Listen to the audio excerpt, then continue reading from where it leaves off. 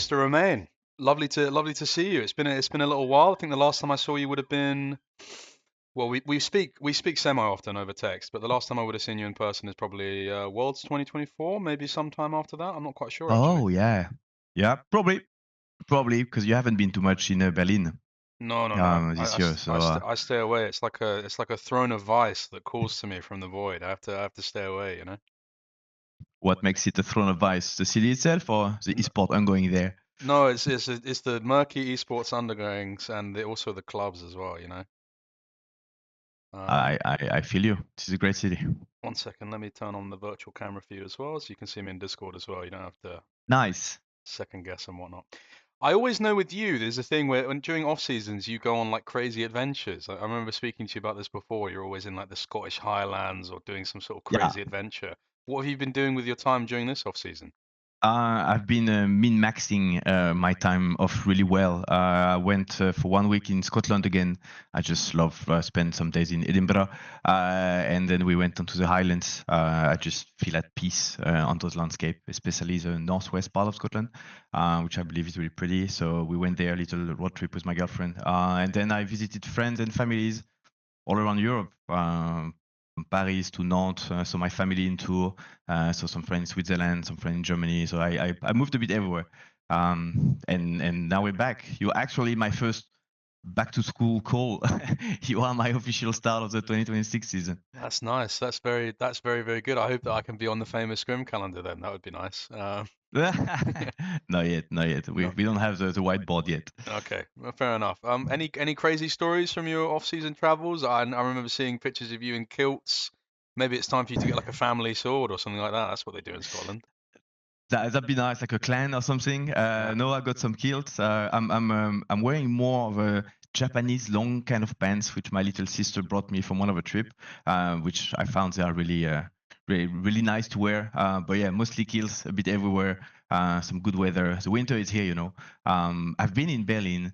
I was doing the math this morning, like 5 days over the last 2 months and a half, because we've been grinding the shit out of that. Like we went from Berlin to Madrid for the final. We came back 1 day and a half in Berlin. We went to China, and then I came back, went on holidays. So yeah, not a lot of Berlin, which is probably good because the weather is kind of shit. But Could you give us like a kind of a everyone talks so down on Berlin, and everyone's always saying, "Oh, we need to move the LEC to." I've heard everywhere. Like back in the day, people were saying, "Oh, move it to the Netherlands because of the server."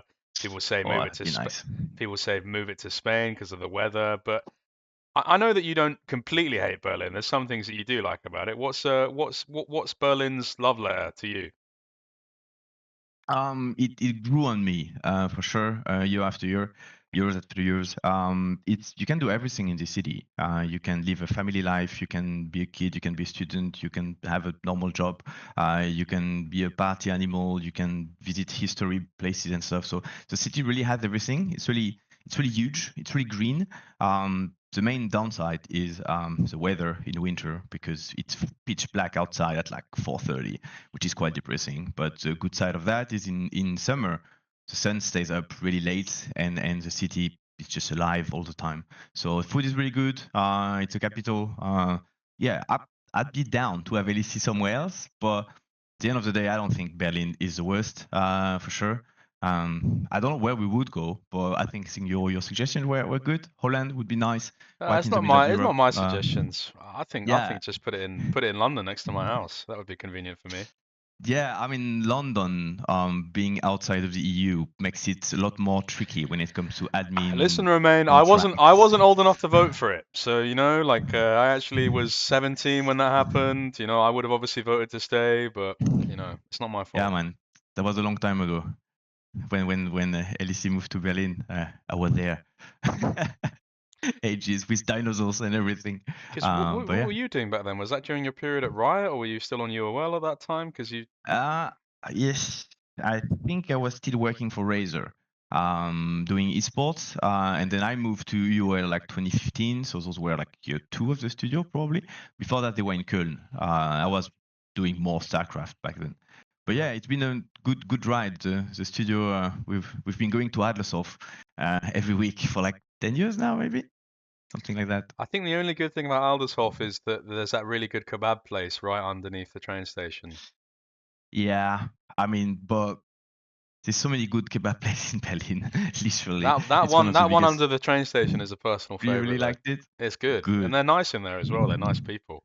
I think nice people making the food makes the food taste nicer, even if it's Yeah, maybe not yeah. nice. You get a +2 buff on the food taste and quality for sure. Yeah, Instant. well, it's also because you want it to taste nice, right?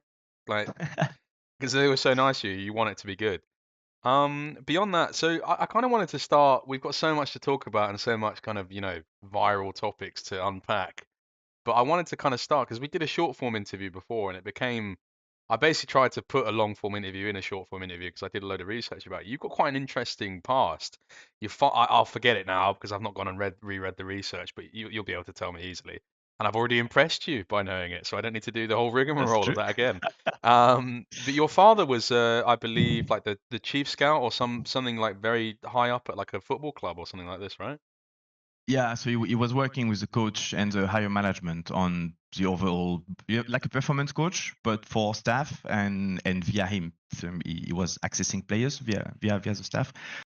So yeah, it's a crazy inspiration to me. For what He's club so again? Sorry. Racing Club de Lens, so in football in France. He's really gifted with humans to understand the different dynamics and how things are going. He has a lot of tools to analyze that and yeah, help people to give the best of them. So yeah, big inspiration for me for sure. And he taught me a lot of my current daily job, even without knowing it.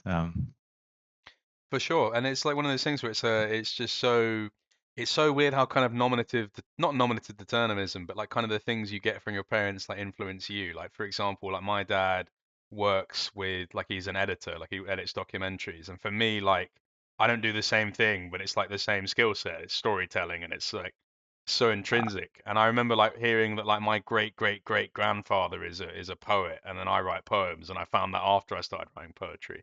It's so That interesting makes so how much we sense. it's so interesting how, yeah, exactly. It's so interesting how we inherit so much from the legacy of our forefathers, or even just directly our fathers. You talked about there that you kind of learned a lot from him, but in terms of your direct parallel with your job now and what you do, when it's like you have to look at players, you have to analyze who's coming in, who are these people. How do you approach that? Like, where do you see your father in your work? Um, you you have to truly believe everyone is doing the best they can, or at least they are making the right decision based on the available data, right? So we all want to win, but it's more important it's a question: do you want to be right, or do you want it to work? And sometimes you just have to focus on strength a lot and how I'm trying to find a solid example. Sorry, on the daily life. I think it's just listening a lot and doing a lot of one-on-one. That's what I will take from him. Is you can fix almost everything by just talking to people and trying to put yourself in their shoes, even if sometimes it looks like they are making a really dumb decision. And that does happen a lot, especially on a really stress environment when everyone wants to win. Not everyone has access to all the information. So you have to be able to detach yourself and stay clear headed, especially in the gigantic marathon, which is League of Legends. You don't have to just win in January. You have to win in October. That's what makes it so beautiful about Faker being able to just come there and win again and again and again. This long stuff. So yeah, the performance under pressure, focusing on the strength. It's so easy to get glued on the negativity of the day when especially when you have to lose scrims, and be sad about it, and then your life is it becomes terrible and it's hard to deal with emotions. So you have to stay focused on what are our strengths. How do we work from there? That's his running. Yeah.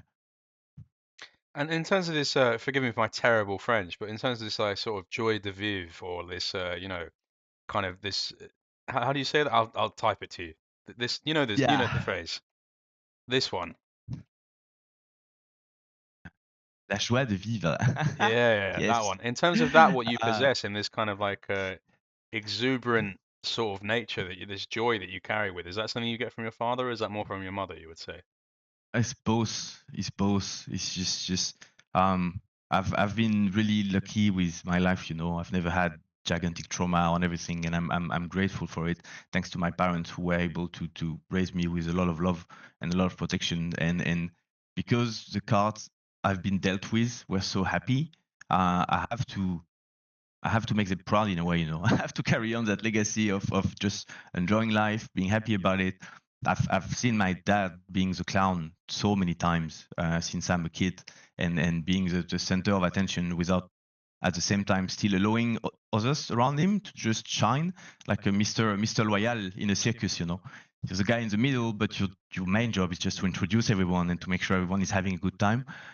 So this like super support, the support under the spotlight, and that's him for sure. And I think it's a really cool way to enjoy life. So I'm copying it in a way, instinctively. What are your favorite moments of your father being a clown? What would you say?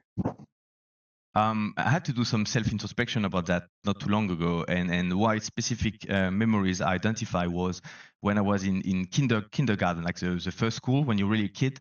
At the end of the year, at least in France, you have this show for the whole school, and every class has to dance and stuff. And my dad was always the Mr. Loyal there, so he was talking to everyone, and he was so cool. Allowing everyone to express themselves, being funny and kind at the same time. I think that's a pretty core memory which maybe little Romain have been trying to mimic in a way. That's so cool. And then in terms of you grow up and you go into this role, but the boy before Romain became a man and before he became involved in esports, like you did crazy stuff. I remember in our short form interview, I went and found all the big book you made of like the massive travels you went on, like experiencing all these things. Skinny dipping into like ice cold waters in like Antarctica or something crazy like that. I can't remember Yeah. that. Tell me about like the man that you were from sort of ages, I don't know, probably like 14 and upwards. I think I stayed quite the same, to be honest, for the last 20 years. I want to be happy. I don't want to regret my decisions. I'm curious. I want to try everything. I want to have fun. And it's important to focus on the journey, you know. So it's yeah. I think the Roman 10 years ago would be happy of where I'm today, and I hope I know the Roman in 10 years I will. I don't know what I'm going to be doing, but I hope I'm like, oh fuck, it's cool, good job, bro. So yeah, that's a bit the mindset. For those that don't know, in terms of some of your travels and your crazy adventures you've been on, give people an idea, give people a flavor of some of the crazy stuff that you've been up to in your life. I've been a bit everywhere in Europe for work or for travel. I like fjords. That's what I realized by going to a lot of places. Some landscape talks to you, some talks a bit less. I don't know why, preferences. And some of the landscape I love the most as fjords. So when the mountains is still big and tall and sharp, but the sea is there, which are two really really immovable, for like big nature entity, right? So those fjords, you have them a lot in Europe. So you're going to go to the west coast of Ireland, when literally where the oceans arrives. So west coast of Ireland, the northwest of the UK, which is Scotland, the whole Norwegian coast, Iceland. You can have a bit of those fjords in the South Island, New Zealand, stuff like that. So I just love seeing those beautiful landscapes when it comes to traveling nature or human. Had a lot of cool travel in Asia, from Vietnam, Thailand, China, Korea, where seeing really different cultures where you don't even understand the language.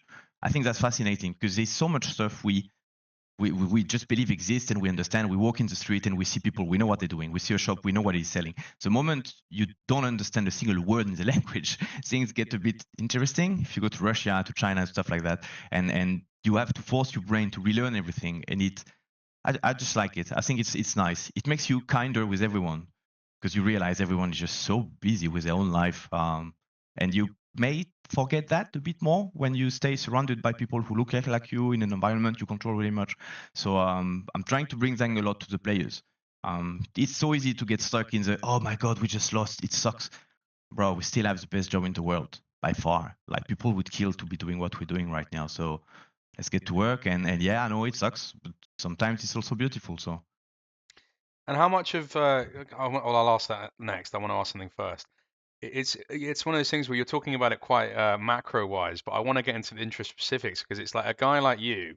I aspire to be like you in some ways in regards to like I'm very much an ambivert, and I feel like the extroversion that you possess is a rare archetype in that you only meet a few people that are kind of the type of people. Yamato was talking about his friend that he met the other day, and it's the kind of person where I can just imagine you at a younger age, just like you just walk into a place and it's like you can just make a story out of anything just by talking to someone, and then that person is like, oh, actually, I do this. Like, do you want to see it? And then you go with them and you have a crazy story. I can imagine that so much of your life at that time, where you were this kind of young pirate, like renegade at ages, 17 and upwards, just traveling across the world.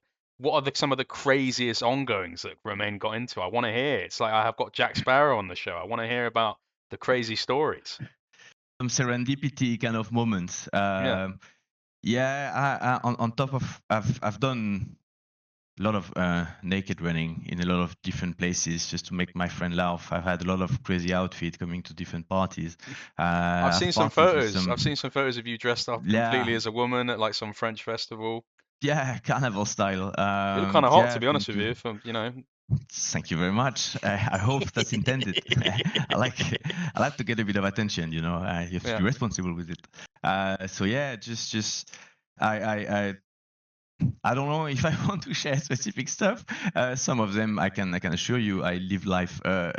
If if I die tomorrow, I'm at peace in front of St. Peter's. When you arrive there, I think we can both shake hands and I will tell you thank you. The world you created, pretty nice. I think I got the best out of it. I'm down to have a second run if you want. But yeah, that's a lot of travels, a lot of crazy adventures a bit everywhere, and I will leave it here. Okay, that's fair enough. But then talk to me about how you discovered League, because for someone that's gone all these crazy adventures, you come back to video games. When was video games important for you? Did you play a lot of video games growing up? Always. Always, as much as I can be really extroverted with people, I'm a big geek. I like to be alone. I love COVID. I was alone in my apartment for 2 months, not seeing everyone, in my own little bubble, in my own little world, and that I think was really precious. So I love video games. When I was younger, it was harder to access video games. I read books, a lot of books, so many books about everything, just to be in my own world. When I was a kid, I played Lego alone in my room for hours and hours.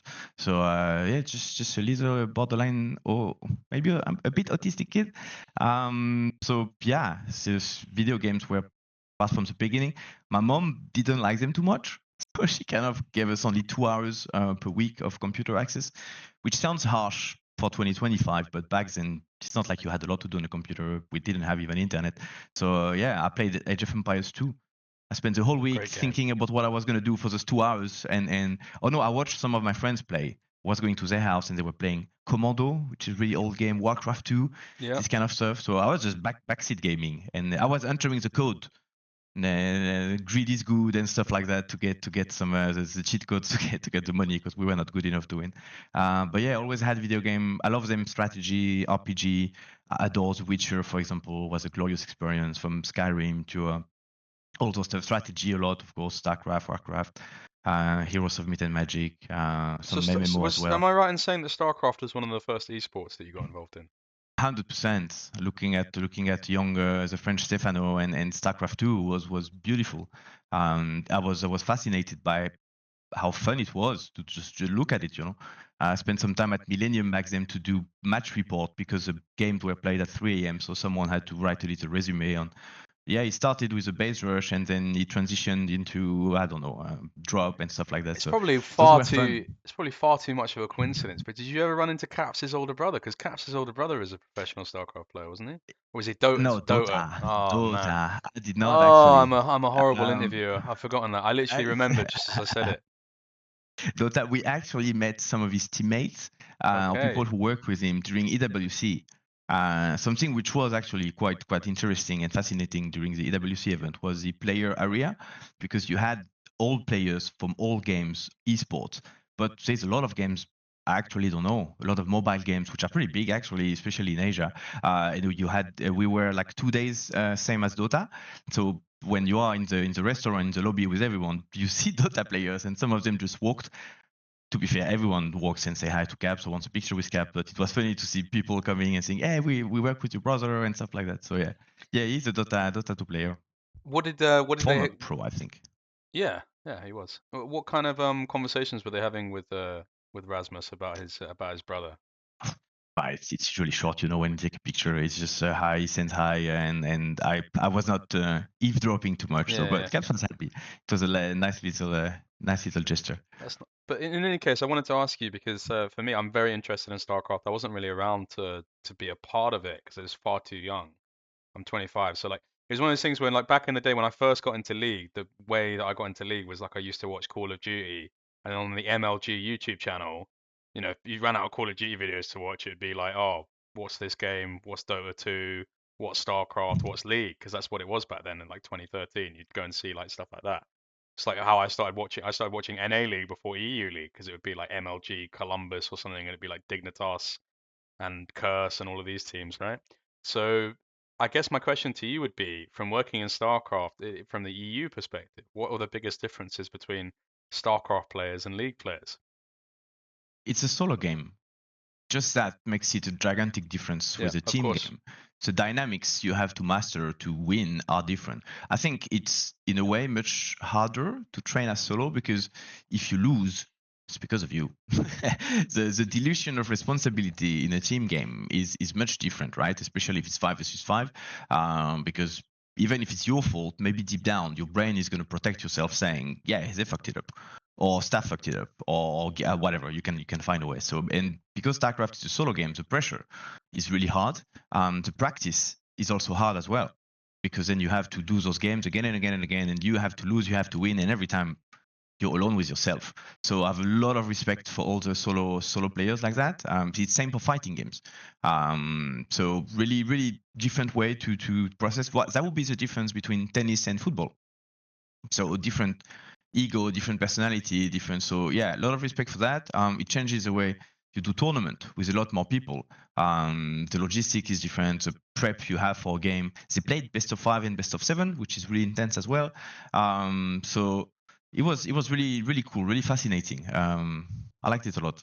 Are there any lessons that you took from StarCraft into League? Like, because I mean, so many people that are involved in StarCraft are almost annoying with how much they take from StarCraft. I think of LS as an example. Like his whole foundational kind of philosophy is forged in the kind of the. I wish I knew StarCraft better to have a better analogy, but it's kind of forged in that game, and so much of the skills are transferable, and the philosophy, the logic. What were your big foundational lessons that you maybe I mean, took that into was League? it was the first big esport driven by Korea mostly, so that makes sense from LS construction towards gaming that he connects both so easily. That means most of the all of the Korean teams have StarCraft 2 backbones one way or the other. They have any old member they have probably work for StarCraft one way or the other. Well, T1's So a lot of founded by a StarCraft player, yeah, famously, right? so that means StarCraft was a game who grinded first how to get better at video game. And I don't even know actually what we are actively doing, which they were doing, but for sure there's for sure a lot of similarities. They are our ancestors. So, but at the same time, it's not like Europe was that big as StarCraft. So I think our ecosystem is probably a bit more untouched by the StarCraft legacy. Um, I mean, League I'm is also old. meant from So. your perspective in terms of when you were in that, and obviously you were doing Mm. writing and your job was different, but in terms of what you were witnessing and things you saw, oh, this works well, or like I like this, what did you take from it into your time in League? I worked with StarCraft from a business perspective, so I didn't actively participate in all the practice and everything. So what I could see was from interview. I did a bunch of interview, like I remember one with TLO, for example, the German player. I was really impressed by the discipline they had and how they grind again and again and again and how they structure their day and everything. Especially when you're alone, that would be the same comparison if you are an entrepreneur, as we say. So if you have to launch your own company, you know really well the feeling of if you don't want to do anything, you don't have to do anything. But then your company is probably going to fail. So same for a solo player. If you don't want to practice, you don't have to practice. So they needed this really strong sense of discipline.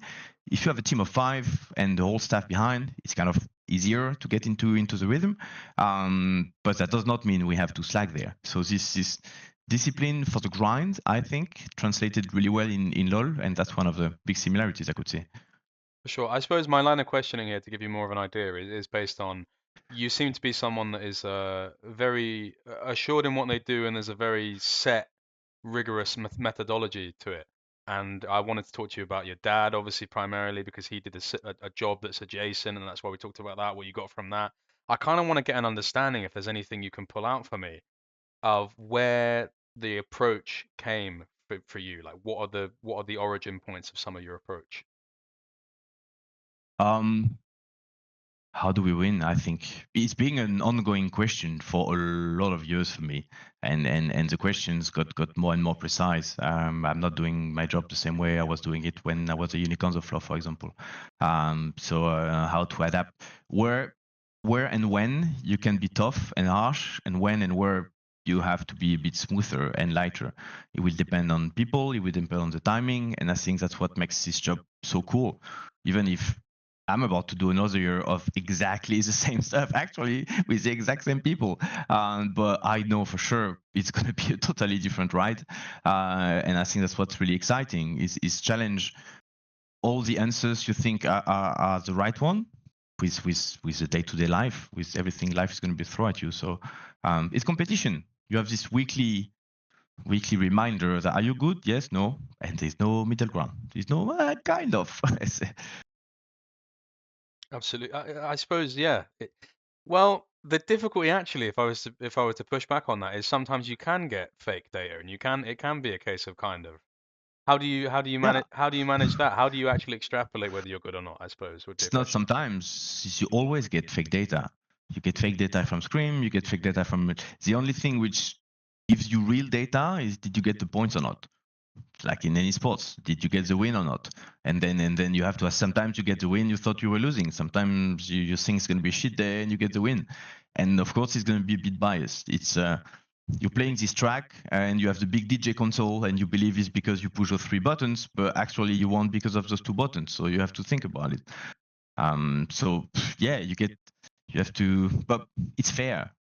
Everyone is facing the same stuff, and at the end of the day, a lot of it is just human handling emotions. I wanted to ask you, it's a question that so many people talk about, and so many like it'll give you a chance to kind of swat away some of the flies, so to speak, that have perhaps plagued and pestilence your Twitter digital footprint over the last couple of years.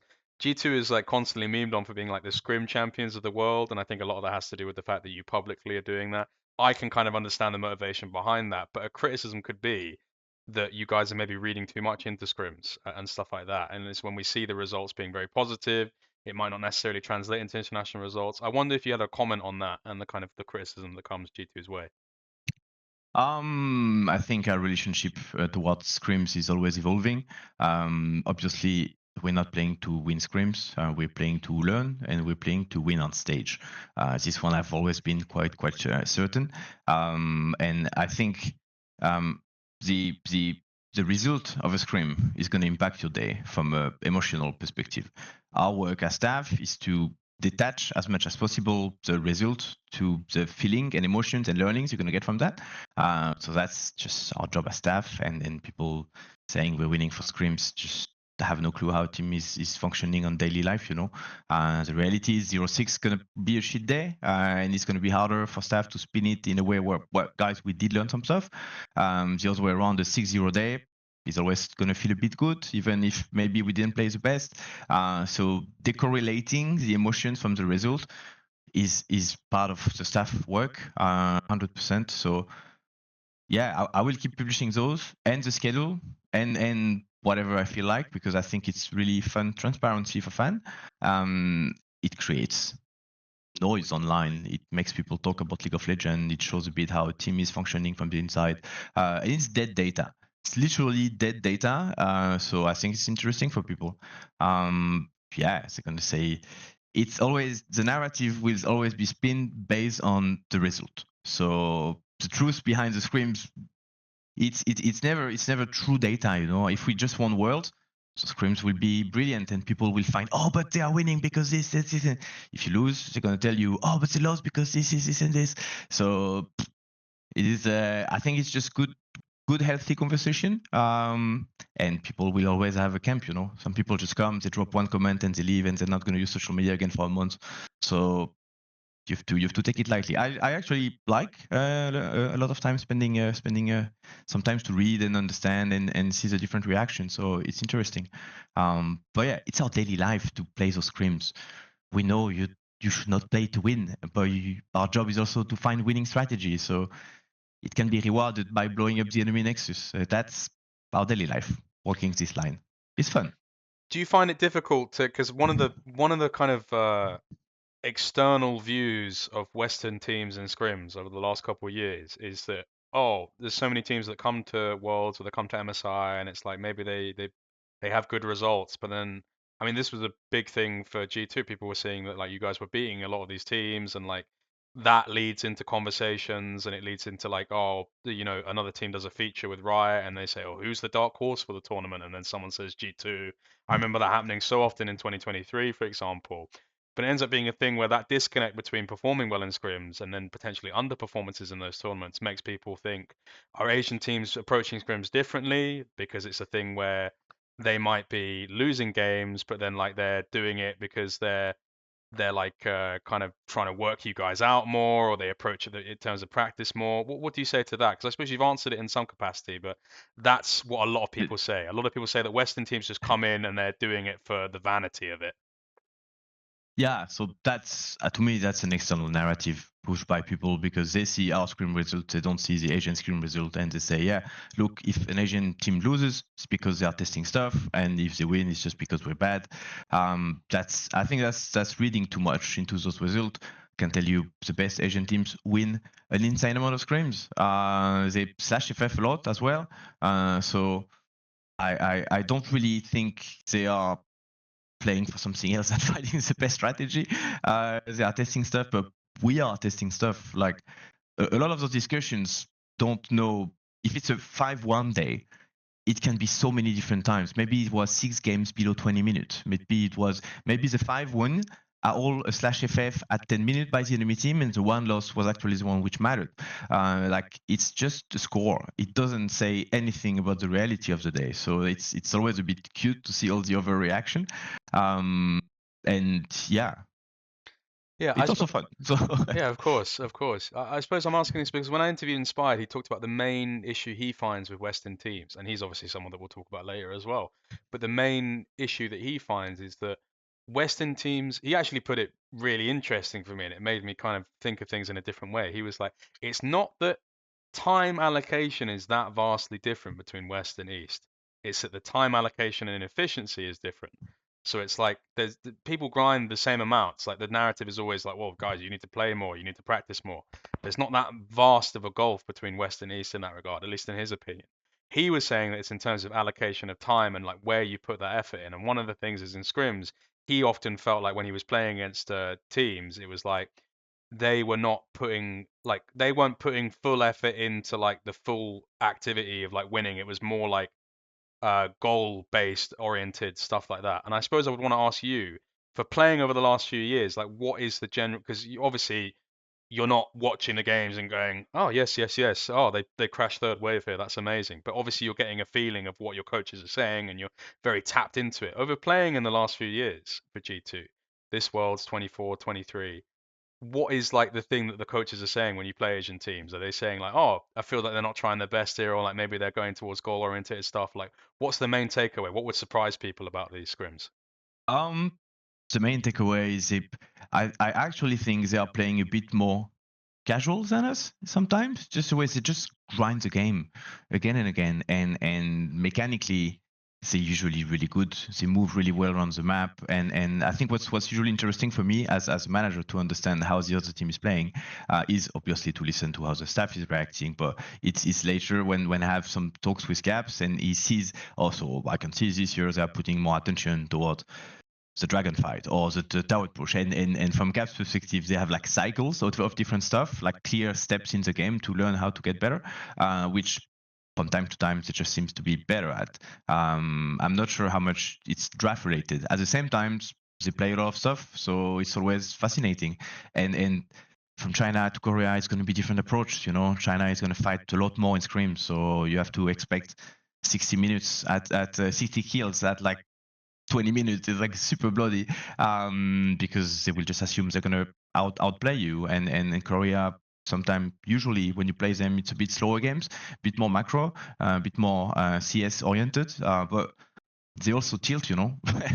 We've seen Korean players going 0-8-0 against us, and yeah, you know, someone just disliked whatever was happening. So I think they just overall play better. Obviously, still we're not there yet, but I don't think there's much difference between the way European and Asian teams are handling Europeans, Westerns. Does that answer the question? Maybe not really. Yeah, no, I suppose it does, but I think to go even more in depth, it was like you would dispel all of these kind of narratives that it's a thing where like Asian, because the idea is like in the kind of the mysticism of it, it's like, and you talk about like when you hear stories, it's like, oh, you've got to beat the fourth seed first, and you go up the third seed, and it becomes like almost like a dojo. I suppose Yeah, in the mysticism of that is the idea that like they're trying to like suss you out and they want to see what your moves are first and stuff like that. Do yeah, you okay, feel like that okay. ever? Like, Yeah, 100%.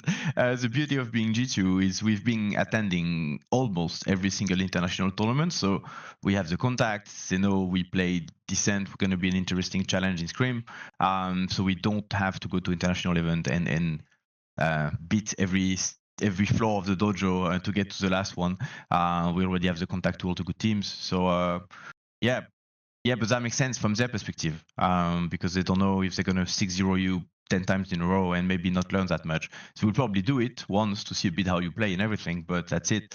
That'd be the same question for us if we were entering, I don't know, a tournament with a T2 team at academy level. You're gonna test a bit the water with a lot of them, but you're probably gonna end up screaming the same people.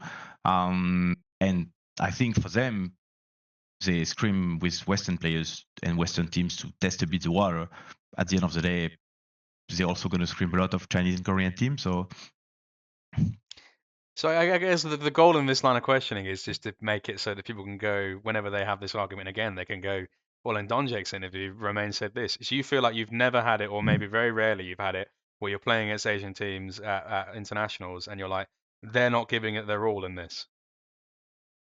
no, I don't think so. I think they just CBA fast. If they feel the game is lost, they're going to slash FF.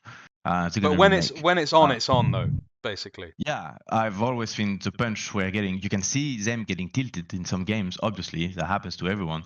And there's some days where you're like, they're not playing well today. But that's just a scrim. It happens a lot in Europe as well. Because once again, you just see the result. You have no clue what's happening.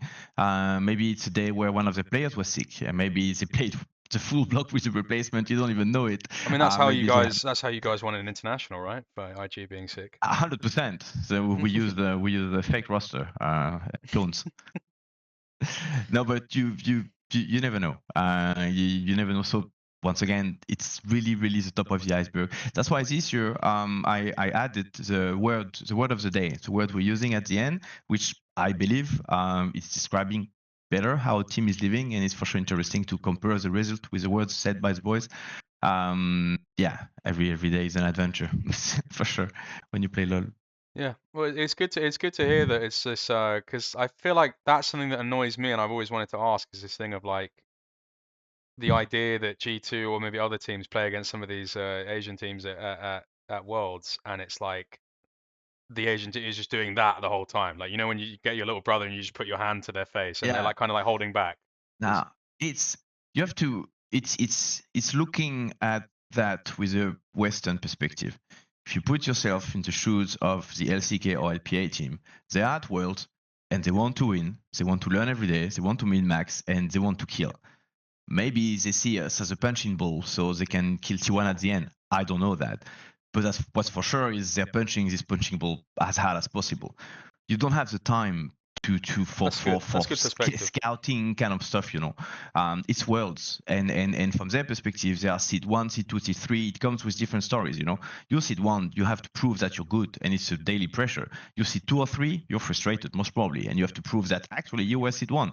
And on today the top laner is struggling with one specific pick, and the whole talk was about that, and actually they're having a disconnection between support and mid laner because they are fighting, and that's what happened on game 3, and that's why they just lost the game. So from our perspective, we're thinking, oh, they're having a bad day. From their perspective, they may be solving a really big argument they've been having on mid pick, and that's why the next day works. That's why some days you're 4-0, the next day you're 0-5.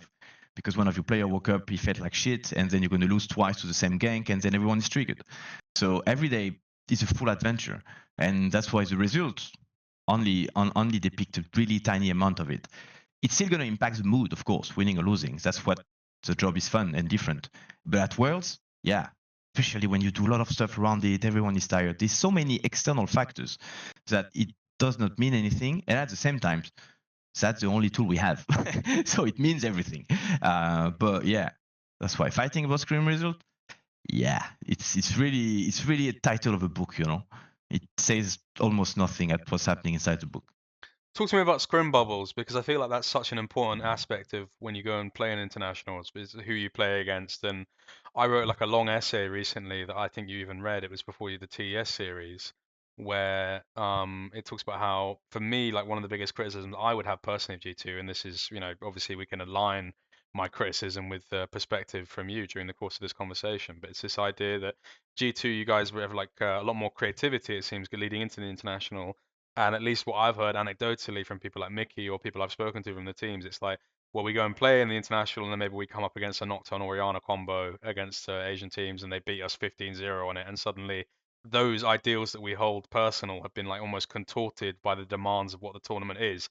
Talk to me about scrim bubbles and how those affect that, because that's a big thing that I think people have when they think about G2 in the last few years. Well, when you crafting the best strategy, you test the best strategy possible on Scrim, and if it works, you want to see if it's replicable on stage. Some champions are Scrim champions. Some champions are going to shine because they just got injected a lot of cash into the game by going 4-0, 5-0, 6-0, and they feel really good to play on Scrim. But on stage, you're not gonna have these massive resources input on the champion, so it's not going to shine as much. It's not going to snowball as much. So there are differences, which we are, of course, aware of between scrims and stage. There's nerve differences as well. See, some champion players are going to be more comfortable to play at home on scrim, and are they going to be able to pull the same performance on stage? It can depend. You have to test, learn, and do things, prepare. So scrim bubble, I think, is mostly when you only practice versus the same team. Usually when you are at one point of the tournament where you are middle of the pack and you're not allowed to scrim the big boys, so you're mostly scrimming between the small boys, and maybe you're going to have the wrong conclusions. But that you will probably, I don't know, you start a tournament, you haven't seen a single Ivern from 2 weeks of scrim, and game 2 you see a lot of Iverns, but from teams you did not practice against, that we will call a scrim bubble, because okay, maybe they got wrong data, or like data we don't have from scrims. But I think that's mostly it. That's what I will see as a scrim bubble. It's just a lack of diversity from your opponent. The conclusions you have, it's your job as a competitor to assess, okay, we are on stage, we have plan A, plan B. It seems like plan A is not as good as expected. Let's shift to plan B. Actually, the team before tried plan B. Did they lose with it because they're bad, or did they lose with it because plan B actually sucks? I don't know. But it's part of it's the nature of competition, you know. You have a strategy, does it work, does it not work? If you have the perfect recipe, then you win everything. Adaptation is, of course, key there. That's what T1 is really good at, for example, I think. I need to push back on this somewhat, because I do really appreciate the perspective, and the example of the injection nature of champions in scrims is a good one, and it makes a lot of sense. But I don't think it's well, I wouldn't know. I suppose it's your job to tell me, but it doesn't strike me as completely the full picture, that it's just a case of it feels like your will is tested at a lot of these internationals in regards to like the identity shifts somewhat. Like the famous example would be Yeah, the Nocturne Oriana one, where it's like you guys were playing it, and it's like, I wonder, where does this thing come from? Because surely from your perspective, and so much of your outgoing identity is about, for example, your opinion towards imports is about finding our own way. Does the idea of what G2 kind of contorts into at some of these internationals, where it's like you almost play a very similar LCK style, does that not run antithetical to what you're kind of espousing as a kind of a philosophy? Why is G2 bending so often to what the Asian teams do at these internationals, and losing some of that kind of individual creativity that's what made them shine in a year like 2019, for example? I mean, there's a lot of stuff there, but I Yeah, think a long lot one, of your my bad. strategy work. No, no worries. It's good. I think there's a lot of stuff which works during the season, and you arrive at the international event on a new patch, and it doesn't work anymore. Does it not work anymore because of the patch, because of the way you play it, because of the players you're facing, because of the just setup of the and the nature of the tournament?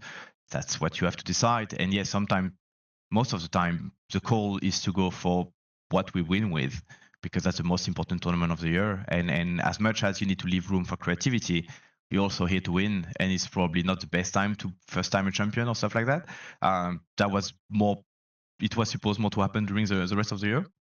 But those strat can also work, and I think we're quite diverse and creative through the year with our champions.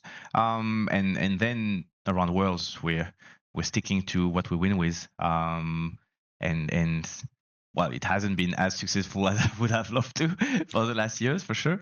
And yes, the G2 2019, I think, was once again the perfect combination of a lot of things, and it was a player-led team with Spurks as a leader, with the right amount of staff behind, and the right voices and the right motivation, the right champion pool, and there were just 5 really talented players having fun at the same time.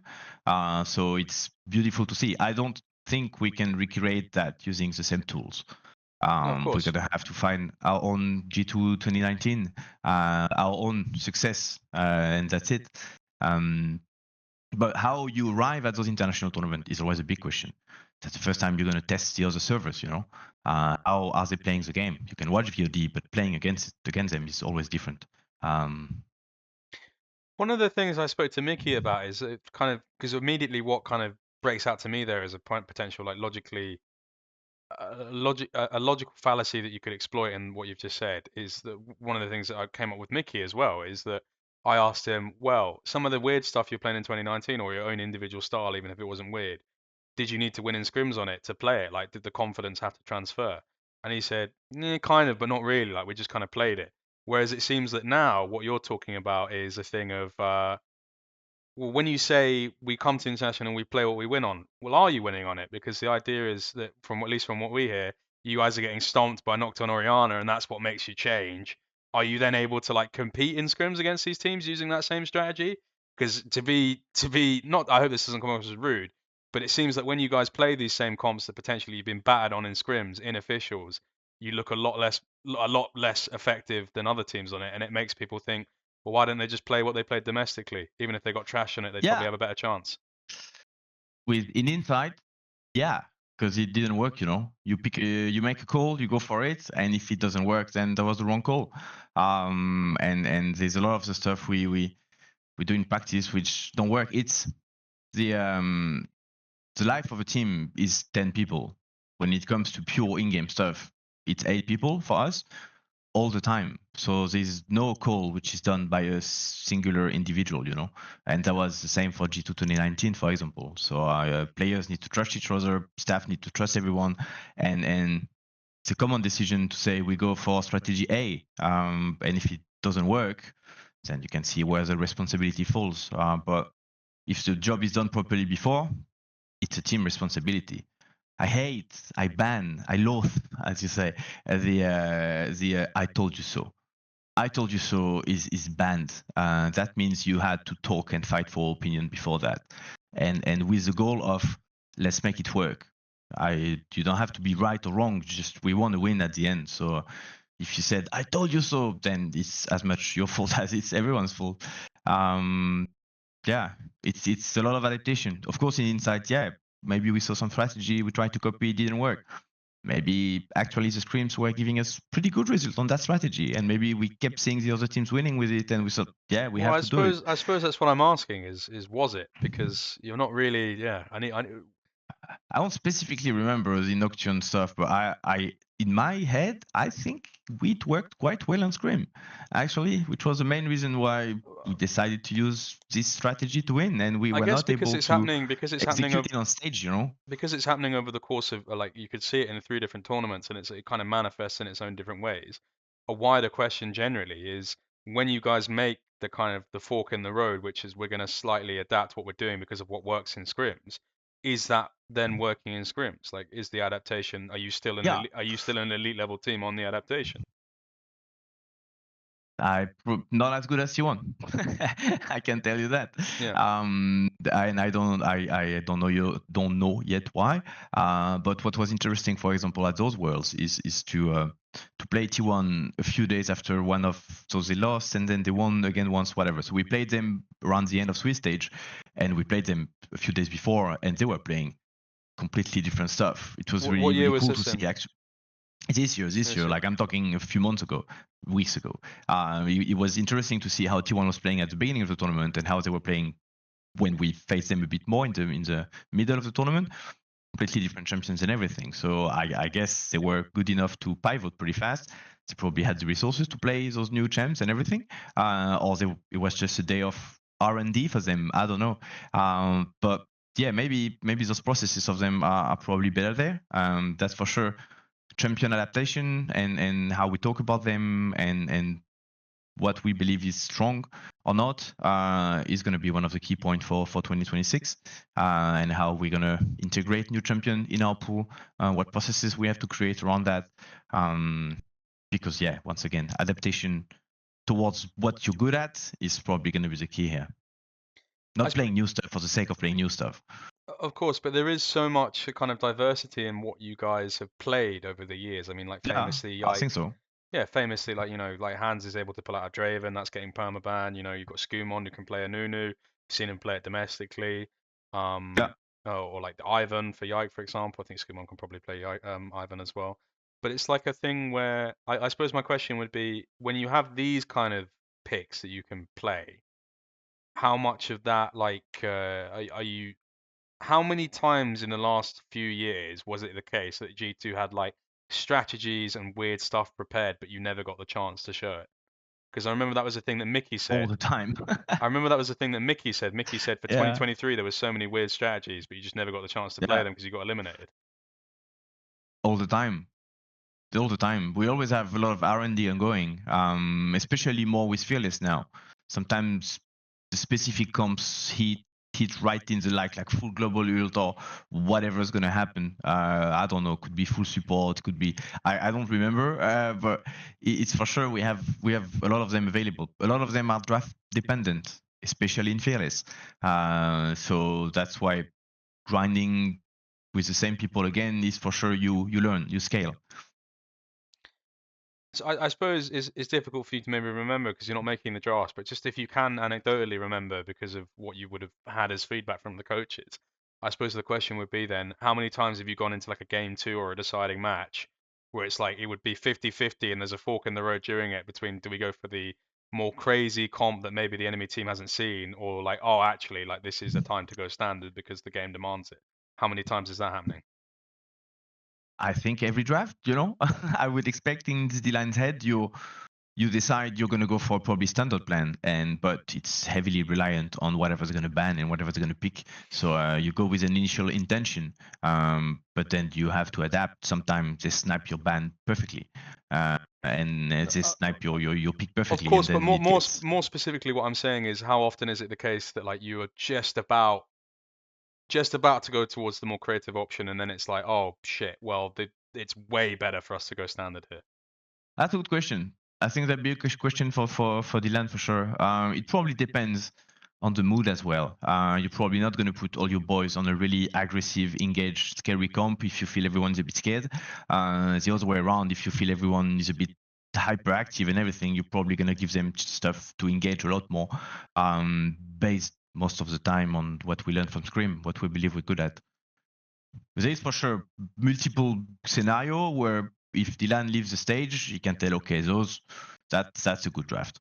this is what I wanted. Maybe not what I wanted from the start, but I got what I wanted.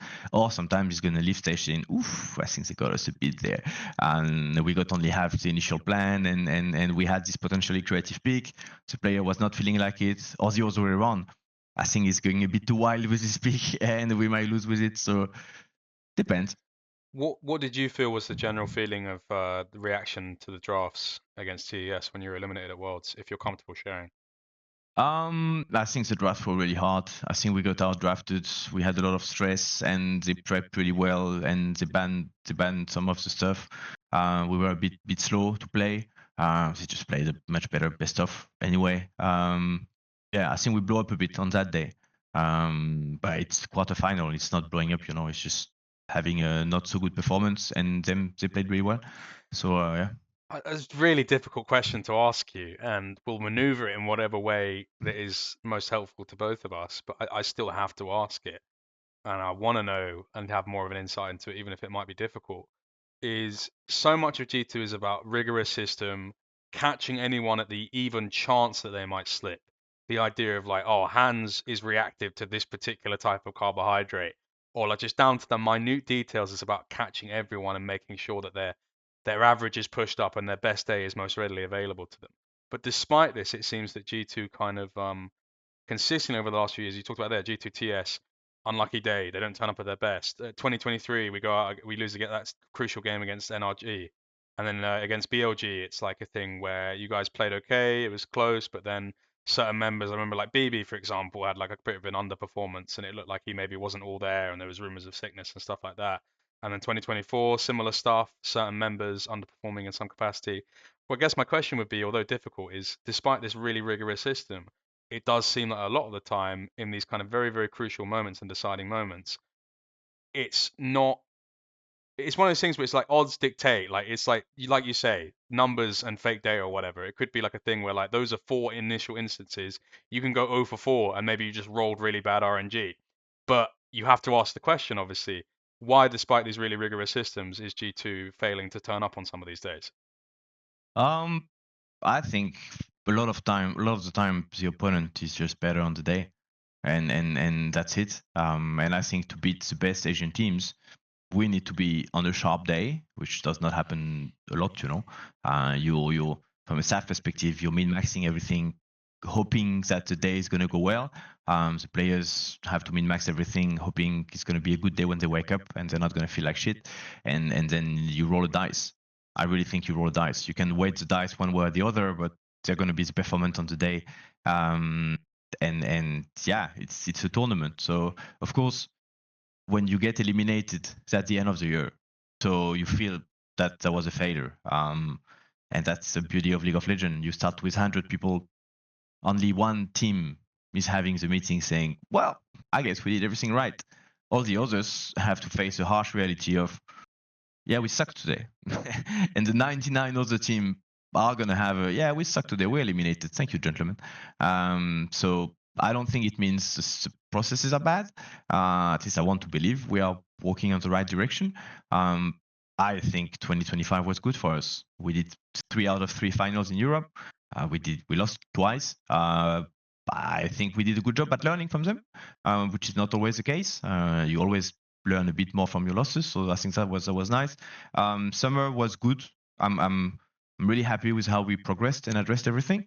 And then I think we had a good world run, especially with a new team like that. So yeah, I would have loved a little clutch versus TS. Not the day. You roll the dice on the long run. It's 10 months. So you prep for 10 months for this specific day. You make it, you don't make it. It's competition. So at least I'm glad that we had the shitty end of the day meeting mid-November or in early November, and You're not in masterful. You're August. probably the most adept at answering questions whilst being diplomatic of any guest that I've had, and it makes my job very difficult. But I do appreciate the challenge. I suppose I'd want to more tap into factors that influence those bad odds because you talked about rolling the Yeah. dice and not having your sharpest days available. But I'm talking about direct criticism of systems. These systems are meant to be raising these odds, and you guys are potentially going 0 for 4. What are factors that influence that are a bit more kind of tangible than just luck? Um, human, so body related stuff. If you want to, so there's going to be 2 things. It's going to be the body and the mind, obviously, and even the team. Actually, 3 things. So body is going to be how you're going to wake up in the morning. Did you have the right food so your brain can process? Did you have the right amount of liquid? Did you sleep well? Are you sick? Are you not sick? If already that's in the red, it's going to be a harsh day. But maybe the mind can compensate for that. Are you feeling excited? Are you happy? Are you stressed? Are you feeling the external pressure because there's a specific amount of expectation from the game? Is it supposed to be an easy game where everyone is telling you you're about to win, or is it supposed to be an impossible game where everyone's going to tell you you're about to lose? How much are you letting those external thoughts get into your head, and pushing expectation through the day is going to probably turn into disappointment. If you really think you're going to win everything, you have a pretty rough early game, then suddenly you're not focusing on how to win anymore. You're focusing on the external stuff. So making sure your body is going to be able to handle the stress and the pressure is for sure really important. So that we can work on. And still, if you cannot sleep the day before a big game, what are you going to do? It's hard. You can follow. You have to train that through the whole year. That's why it's a 10-month tournament. You're not going to fix your sleep in a week. Without getting into individuals, because you don't want to throw anyone under the bus, obviously, but how much is at these tournaments? Because what you're saying there is, then obviously I need to lead into how much are you guys having problems with sleep or being ill, for example? Like, how much of a case is that? Decent amount. It's not easy. We're doing much better at things than the previous years. But depending on players, sleep is a tough thing. Like for most geek, for most pro players, and sleep is probably is the most important way for your brain to regenerate and make sure you're having a good day the next day. And the added stress, pressure, and stuff is probably going to impact your sleep. So it's a long ass project. The whole year we talk about sleep and how to get the best sleep out of it. The food is, of course, a big discussion there. But those are all the body stuff. Then from a mind perspective, you need to lock yourself in a good day. That's also something you have to train a lot the whole day. You have to use any opportunities you have at home. Playing all those finals, playing all those external games this year, we're trained like that. That means you go there, but one of the staff is probably going to tell the boys, let's learn today. Because at the end of the day, we were not playing in Paris and Madrid, for example, for the game in the middle of the season, in like May, I think, or June, to win. We were playing to get experience there. Winning is, of course, good. It's a tournament. We need the points and everything. But to me, the biggest learning were how are we going to handle waking up in an hotel in a different country and the travel and then handling the press and all the media stuff you have to do for Riot. How are you going to handle a different stage, different lighting, like people talking different language around you and stuff. So and then you get all these learning, all those experiences together, and then you pray you help the dice to be a bit heavier on one side. When you play those really important game, you're going to have to practice through the year how do you draft under stress, not just the staff, obviously the players, because when you're playing these big important games, everyone wants to win. What's going to happen if one of the player feels like a hero and say, I need this champion and I'm going to carry the game if you give it to me? If you say that on stage, how do you handle it from a staff perspective? Are you going to say no and destroy your player's confidence and force him on a specific pick? What if one of the teammates disagree with that pick? Is he going to say, no, I think we should play that? Is he going to break your confidence? Is everyone going to say, yes, let's go for it? So all those you train through the year, and we've had those cases. Sometimes it was good, sometimes it was bad. So let's find a way to min-max.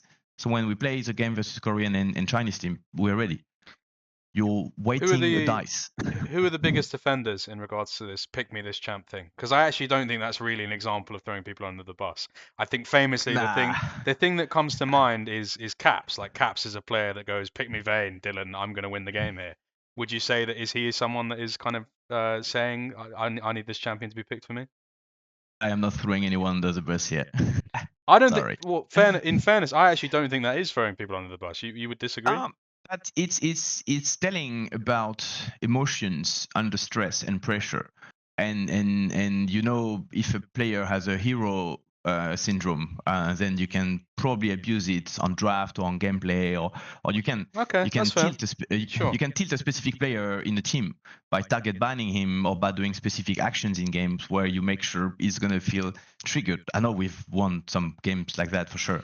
By targeting specific part of the enemy team, so that's not something I will disclose. But for sure, it's part of a team. It's part of a team on stage. Is how are you going to handle all that stress and this I really want to win moment. Is that an attribute that multiple people on this team possess? Kind of this wanting to hero attributes, or is it only really one person? Not too much. I've had players with more of that syndrome for sure. Okay. Which is, once again, it can be really good syndrome. It is good. That means you want to fix things and you are willing to speak for it. And ideally, everyone is going to have a good reaction to it, and you can build a solid plan together. When you get blinded by emotions or stress, then it gets annoying because you can tunnel vision on something. But once again, that's life, and it's always result bias. You're gonna say something How crazy, does you win. Oh, that was brilliant. You lose. potentially some of these more heroic moments interact with some of the more introverted like qualities that are on your team? Someone like Hans, for example, or some of the other members who kind of are a little bit more introverted at some capacity. Because, like you're saying, one of the biggest problems with that is how do people react to that? Like, oh, I think we should do this other thing. Maybe they're less inclined to do that. How do those dynamics manifest?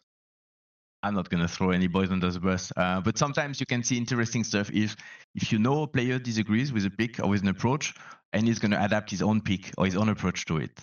Those are always a bit fun from a staff perspective. If you're on Scrim, it's extremely worrying. If you're on stage, like, are you picking A? Okay, I disagree with it. I'm not gonna say anything because we are playing, but I'm gonna ask staff to pick me C because I know our playstyle is gonna be that and that and that. So that can happen for sure. And then you have to navigate the diplomacy.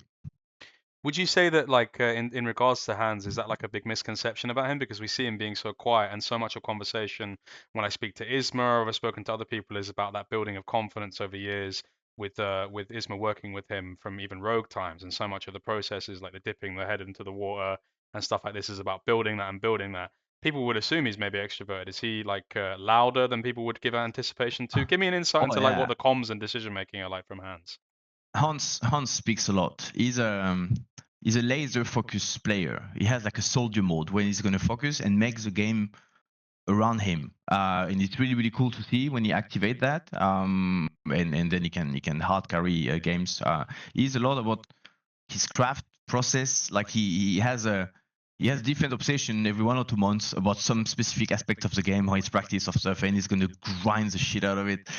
So can be champion related, obviously. For ADC, a bit less. They have a more limited champion pool than other role. It's a bit more defined in game. So it's about feeling good on the champ. It's an interesting job ADC because the single tiniest mistake and you insta die, and the better you get, the more everyone just wants to make you disappear. So yeah, I think he's just quite good at that. Just laser focus. He speaks. Oh, he speaks. He can be silent, but it's great. I love it when he feels empowered because sometimes he will also disregard the tilt from his teammate. If people are having a bad game, they can have a tendency to go a bit more quiet and everything. If Hans is in the zone, he's not gonna give a single fuck about the emotions going through the game. He's gonna give orders and everything, and usually it's end up well. So it's one of our many winning conditions. When you're backstage and you listen, if you hear Hans is starting to increase a bit his French accent and take the leads, you know it's going to be a fun game. Interesting, and I suppose that's kind of ties onto a thematic thing that I want to talk about because one of the things for me in these G2 teams is in regards to, I mean, not to go back to 2019, we're going to play a drinking game at some point. But you talk about the extroversion and the leadership-like qualities. That's obviously a role that you've kind of tried to manifest in the form of BB in some ways. Like, although I think he Yeah. is extroverted, he obviously has some introverted qualities, and you can kind of see that he's more of an ambivert, I would assess him as, not to be one of these MTBI peoples and give him like a personality type, but you've definitely put him into that mantle and you've tried to carve him into that, and you've even spoke about that over the last few years. Talk to me a little bit about the role that he has, maybe that journey, and what kind of space he occupies in comms as well. BB is the adult. That's making the force a bit more on the kid side when it comes to dealing with daily life. I like when everyone lives together because it turns the whole adventure into a bit more of a journey, a bit more of a fellowship. So BB is the only one actually living with his girlfriend. It's like 5 minute, 10 minute distance from the gaming house, so it's nothing, right? But that means he deals with more adult decision on daily basis, and he's bringing a bit this bigger older brother vibe. Brings a lot of energy, a lot of passion. He's a collector. He has, I think, 1,000 manga in his library at home. He likes watches, cards. He likes to collect stuff, and he brings a lot of cute energy into it, which I really like. But yeah, that makes him a bit the energy of the crew. In game as well, he can. Sometimes you can have the BB radio. The BB the BB talk show is when the whole team is tilted, but not BB. But he's the only one talking in the game. So yeah, usually it's a bit harder to win because that means the four of us are being quite passenger/passive. But yeah, he has a pretty solid capacity to stay focused, stay communicative. He's human. His non-player personality is like that as well. So he's being pretty honest in that regard. So He definitely like plays the way he is. so a kind of a consistent emotional contribution being made to both the comms in Yeah, game and draft and stuff like that. yeah. And then someone like Skumond, who's a player where a lot of like the rumors in terms of his acquisition was that he was more of a shot caller than Yike. How much of truth to power can you speak in regards to that, in regards to who he is as a person and what kind of emotional balance he brings to the team? Yeah, skew. Yeah, he can be a good shot caller. He's what's interesting with skew is the difference between the performer, the athlete, and the human.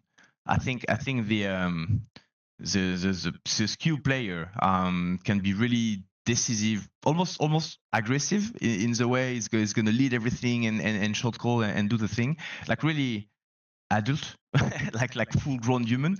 And but the skew human outside of the game can be bit more like a young kid discovering life, being really sweet and kind and way less assertive. He has a lot of aura, which can be good or bad, depending on the day. But he is really talented toward that. When He can you really carry people. just to stop you on that, when you say there's a lot of aura, good or bad, like what does that Yeah, mean? What does good look like like and what does bad look like? a good aura will be to carry the game and take us to the right direction. Bad could be being quiet and not being too participative in the Okay, game and stuff okay. like that. But that's a classic pro player experience. Is how much can you carry the team and lead the team, and how much can you just not do anything. So and yeah, that's just a normal day of a player. And the skew with a lot of aura is going to of course impact us a lot, especially because he's a jungler. And it's been a joy actually to see him grow in that position and learn how to handle his power. And I think the year was a great success for him. I think the both international events were great learnings, to face the Chinese jungler, the Korean jungler, and see a new level of jungling. And yeah, to me, is the biggest growth this year from the 5 player by far. And then someone like Lebrov is someone that obviously came in this year. From my interaction with him, a little bit cheeky, but still quite he comes across as a bit more introverted, maybe a bit more diminutive, not like that loud. Perhaps loud and company, I get the impression. I know he's quite good friends with people like Kazi and things like that, and like anyone that's friends with Kazi just by guilt by association, you can imagine has that ability to burst when the situation may comfort them. I wondered if you could give us a similar insight into him. Um, Level of Peter Troll is our rage bait meister. Okay. So yeah, a bit more public when it comes to public. Like he sits in the public and he watches the other makes the joke and he's gonna laugh at it. He's really good public for that. Audience. Sorry, is a correct English word. Public is a French one. My bad. So he's a really good audience, which helps a lot. Life ongoing. He's really curious in game or outside of it. I think that's the word I would use for Lavrov, which makes it a really fun human to hang out with. He's always ready to just have a chit chat and just loves the game. Keeps asking questions again and again and again about how to do things, which is really good. It's punching ball is not the right word. Like it makes it go back and forth between someone. So like sparring is like a vocal sparring partner for players and staff, to help us challenge a bit what we think and stuff. So and I think you need someone like that in a team, to challenge a bit everything all the time. So it's good. I think that was nice, good addition. And then I suppose for Caps, it's a thing where I'd want to maybe flip the question somewhat because I feel like we know him. He's a known quantity, especially in this team, somewhat. I think, although, like, I mean, part of the reason I want to interview him is to kind of uncover it somewhat because there's so much of it that we understand, but we don't understand. But at least at some capacity, we do. So I suppose in regards to asking the question, I would want to know purely who is Caps the player in game? Like, what kind of how big of a voice is he? How stern is he regarding decisions? Like, how much is he guiding the flow of the game? How much is it more him feeling and sussing out the game? Because I think that would be a unique insight to people that perhaps people don't know. Um, Caps the best players ever been in the West. No question, no question there. I think 2025 was a really That's a word I've been using for the third time, but I'm going to use it again. Adult. I think that's his most adult year. Him taking more of a leader position in the team, and how he's impacting the new guys with his knowledge and stuff. Emotionally, a lot more stable. He did a lot of Would work you on say it. he's sharing more in that? Because that's the vibe I get Yeah, from that. He's sharing more of his yeah, knowledge. 100%. Yes, it's been year 4, and it's totally different human from 4 years ago.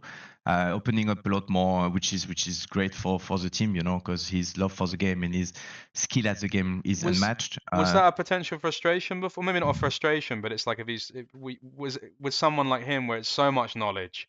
Where did the frustration come in previous years? Was it a thing where it was like he didn't necessarily have the skill set to share or know how to share? Because a player like that Well, obviously can teach a lot, and it sounds like if he's doing that more now, that would have been a valued skill set in previous years. I wondered what you would respond to that. a lot more. He's doing a much better job at sharing, and for sure, I think it maybe in the past it was a bit more frustrating for him or for the people around him that he couldn't share more what was happening inside his head. So, and he's doing a much better job at that. And then, yeah, I think it's great as a human. Yeah, it's a privilege to be able to see him evolving year after year, and to see the leader, the player is What do you becoming. So. what do you think's led to that ability to now suddenly be able to share? Um, him working on himself. Ismael Pedraza, uh, our performance coach, worked a lot with him, and I hope a bit of my work as well, and all the processes and all the ecosystem we created around him, for him to just have more fun and be happy. Smiling caps is deadly caps. I mean, obviously, the most rare pearls are often guarded by the most structured. I forget where pearls even come from. Aren't they in like shells or something? Who knows? I don't really like seafood. I normally seafood and I eat it. But I suppose to give more of an idea of without not to suggest that you've only been doing PR, but obviously you're very, very talented. We can see that. But to take it to a more human place, because I think as we talked about in the initial part of the interview, so much of you is worldly, so much of you is kind of cosmically connected, so much of your ability that you've inherited from your father is the ability to kind of see people for what they are. And I suppose I'd like a rare insight into what Caps is like as a person and to talk about him as personality wise, because that's something that is beautiful and maybe we don't get to see too often. um, he makes a lot of dumb jokes, which I adore. He has a really kind way to see the world and things, and he doesn't like conflict too much. He just likes to have fun in any games. And we're lucky because most of the fun is getting is from League of Legends, and because he doesn't do confrontations too much. Sometimes it can get tricky when you do team review and stuff like that, because maybe he believes he has the right answer, but it doesn't feel like it's his position to share it or anything. Maybe this right answer is actually not the right answer. We know what he's thinking, and it's frustrating on our end. So it's team balance. It's daily life of connecting together without tilting everyone too much, so we can we stop working. Yeah, and when he unlocks, when he clicks in his head and he can share everything with us, it's usually transition into win. Yeah, so it's good. One of the problems that I could see arising from that, and you can tell me whether it is or not, but and if it is, you can tell me how you kind of deal with it, is if Caps is not the best at confrontation and review, it could be a thing where, especially if you notice that he doesn't agree, but he might not be willing to say it, it's a thing where maybe the coaches have to come to him afterwards and be like, "Yo, Rasmus, like, what's going on? Like, what do you think?" And then he's able to speak his mind. But then that might create an environment where it's like, well, why won't he say it in front of us? And then like it creates kind of a divide, it's like a student going to the teacher after class. You're like, what's he saying about me? Kind of vibe. How do you resound that, and how do you create unity? Because that could be a problem if your biggest leader in terms of name, like Caps, is maybe not able to Yeah, do the feedback I stuff. don't think. Yeah, but I think it's a pro player way of life. I Okay. don't think it's caps related. I think most pro players are really bad at handling emotions and explaining them and dealing with them and decorrelating the happiness or the sadness of a win or loss, and communicating about it and learning from it, because they get caught in those emotions and they don't know how to share and they don't know what was the trigger point and everything. And having this 5 of them aligning on that and the staff aligning on that is a daily job. So I don't think it's just Caps. Because his knowledge is valuable. We shine more when he does it. But sometimes player will cannibalize the attention as well on game or on review. And sometimes as staff, you focus too much on what you believe is an issue and you stop looking at something else and you realize only the day after that, oh, maybe if things were going bad for the last 2 days, we thought that was because of X player. Actually, maybe it was more because of X player. So how are we going to change that? Do we address it with the player directly? Do we address it as a team? And it has different effect. If you discuss something in a team setup, you can have guilt, you can have shame. Sometimes it's good. It can be a powerful tool, but do you want to be right or do you want to win? So do you want to Fucking be hell, right you're and good. You're good, man. You're good. you Okay, so see what I mean?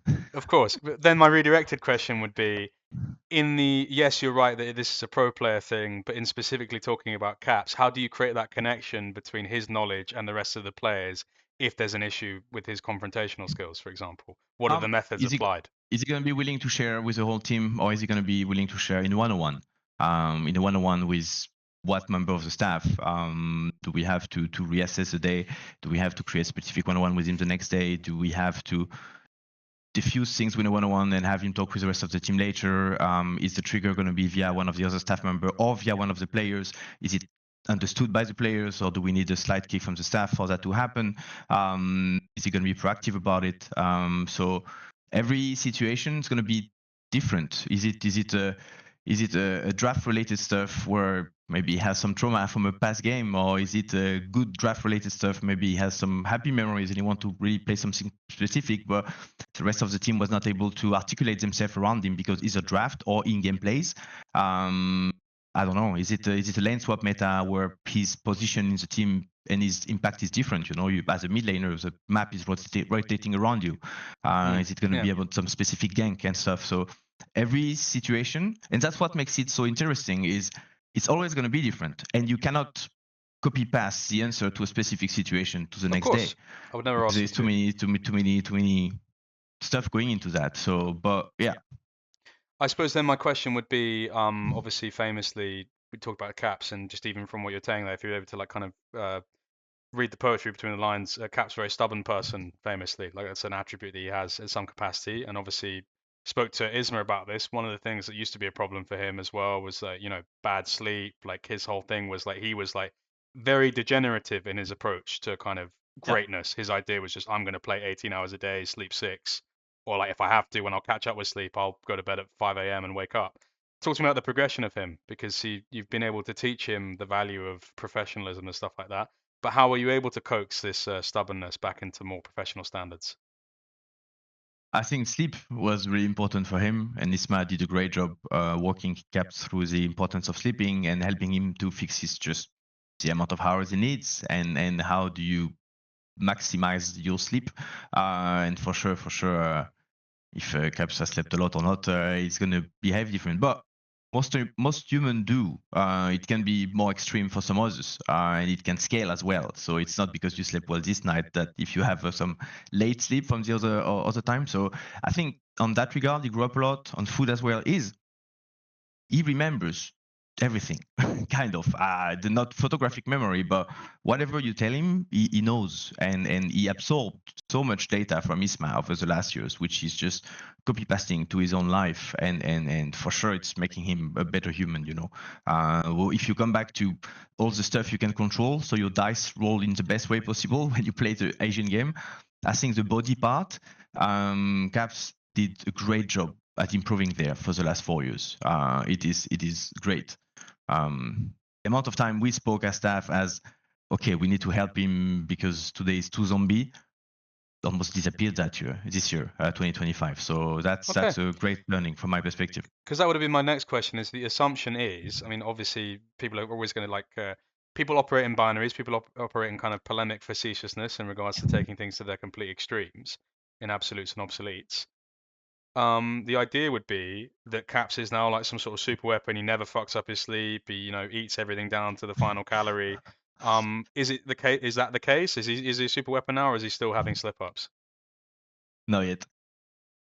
Not yet, of course. If not, we would have won, But he's for sure is even better. That's I really believe it.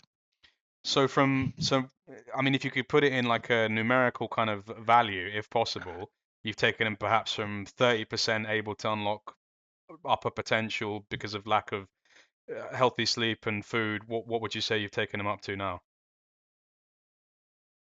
I don't know. You're looking for a title of the video. Caps is now unlocked 70% of his potential. I think that's So very, very, very patronizing of you. I don't do any clickbaiting on here actually. So that's actually true. You do not. So I have to joke aside. I think you're actually doing a great job at that. So thank you for that. It's rare. But yeah, I don't know, man. I don't even think it's like you can put a 70. It's like if one of those parameters is not ticked, locked, then the day is going to be hard, and when you play League with only 5 players, one player having a shitty day is going to make everyone's job hard, of for course, sure. but I suppose what I'm asking you is, you're attempting to. It reminds me very much. There's a famous debate between Slavoj Žižek and Jordan Peterson. Jordan Peterson, even if you've not watched him, you'll be familiar with because he looks a little bit like Dylan Falco and sounds like him sometimes. But in any case, they had this debate and they talked about Peterson always goes on about these lobster hierarchies and whatnot, and he talks about that as justification for hierarchies being implicit to life in general for humans as well. And then Slavoj Žižek very famously comes back to this thing of like, well, humanity is madness. There's nothing structural about this, and hierarchies are just out of the world because humanity is madness completely. And when I look at a player like Caps for you, who has so much spontaneity and it kind of exists outside of this general, like he has whimsy about him. He's almost like a fairy, like he's kind of like an ethereal creature in some ways, not to mythologize him in some ways. But I suppose my question to you would be, in this rigorous structure, which is attempting to in some ways contain, but obviously allow to flourish, but more putting a beaker for water to flow through. I wanted a human perspective kind of on flaws and reality of what's still happening because there's only so much you can go. Like, what's the human kind of flawed nature of Caps at the moment? Is he still having issues with some of these things despite best efforts? I am, I am not going to answer a question which could disclose some of the weaknesses of my players. That is for sure not happening. Okay, well, I tried my best. And it is your job. Thank you very much for that. Fair The enough. question was well put. Yeah, tried. Cool. Can you talk to me a little bit about Dylan Falco in terms of what he is emotionally as a person and who he kind of what he provides to the team? I'm more of an idea of him. Is a draft boss. He decides the first step of the strategy, which we're gonna handle for the day. Is the calm reason between all the statistic and what we can be performant with or what we are not. He's a puzzle master. So as a puzzle he's playing has changing pieces based on a lot of emotions. But yeah, he's quite a positive guy. Just happy to be doing his job and enjoying it. So yeah, I'm lucky to have a good head coach as Dylan, which just loves his job, and he wants to come and then make new puzzles with the players and see. Yeah, I thought that could work. Shit doesn't because X Y Z. Was it because we fucked up the strategy, or do I have to change something? And he has to keep us on track. That would be his main job, to keep us on track. So players have to be creative. They have to be a bit crazy and everything. So and that's an ongoing battle from what can we play and what we're gonna play at the end of the day. I suppose from your background in football and kind of understanding your dad's job there, so much of being a general manager or being like a chairman, I suppose, in football is you work with the coach and then it's an idea of potentially, I suppose in football you want a coach who has a more rigid philosophy at times, but in league, one of the things with that is rigid philosophies are less viable because the game changes and you need to be willing to adapt to the demands of what the meta is, so to speak. But I wondered if you could give me a comment in that relationship with the coach, someone that you've worked for for a while, what your approach to acquisition of philosophy is and what you think Dylan Falco's philosophy is and how rigid or flexible that might be. Acquisition, you mean towards draft, I assume? Sure. Or general, I think it's much more Yeah. than draft, right? It's a more Oh, general yeah, question. yeah, yeah. I'm not sure I fully get the question. Sorry, monsieur. Can So, you ask again? so in football, obviously, a general manager Yeah, towards a coach is looking for acquisition of a philosophy in mind, and they will have yeah. that coach come in because of that philosophy. I wondered, because obviously you're involved in that, similar in league. What is your kind of thoughts on what Dylan Falco's philosophy towards the game is, and maybe philosophy towards league in general? Um, I think he's really open-minded for us to do anything as long as we win at the end. He really wants to blow the enemy nexus. That means I know for sure he has an ideal kind of comp where we're gonna have the right balance of this, and that, and or sometimes you can go a bit more extreme. I'm not gonna disclose anything, obviously, but he has a couple of set comps in his head, and then he's gonna work to make sure the boys are gonna align there and keeping the balance. Because if 2 or 3 people wants to play the same stuff, then it's not gonna work. And I think his core philosophy is to get good draft, whatever it costs. Which could be different, I assume, than focusing more on just the strategy or stuff like that. But yeah, I'm not sure I'm answering the question, but you will re-ask if that's not the case. I suppose, yeah, in what you're talking about there. So you would say, to kind of put it more in a box, it's more about finding best possible route to victory rather than necessarily strategizing. What you're saying? I didn't quite get what you meant.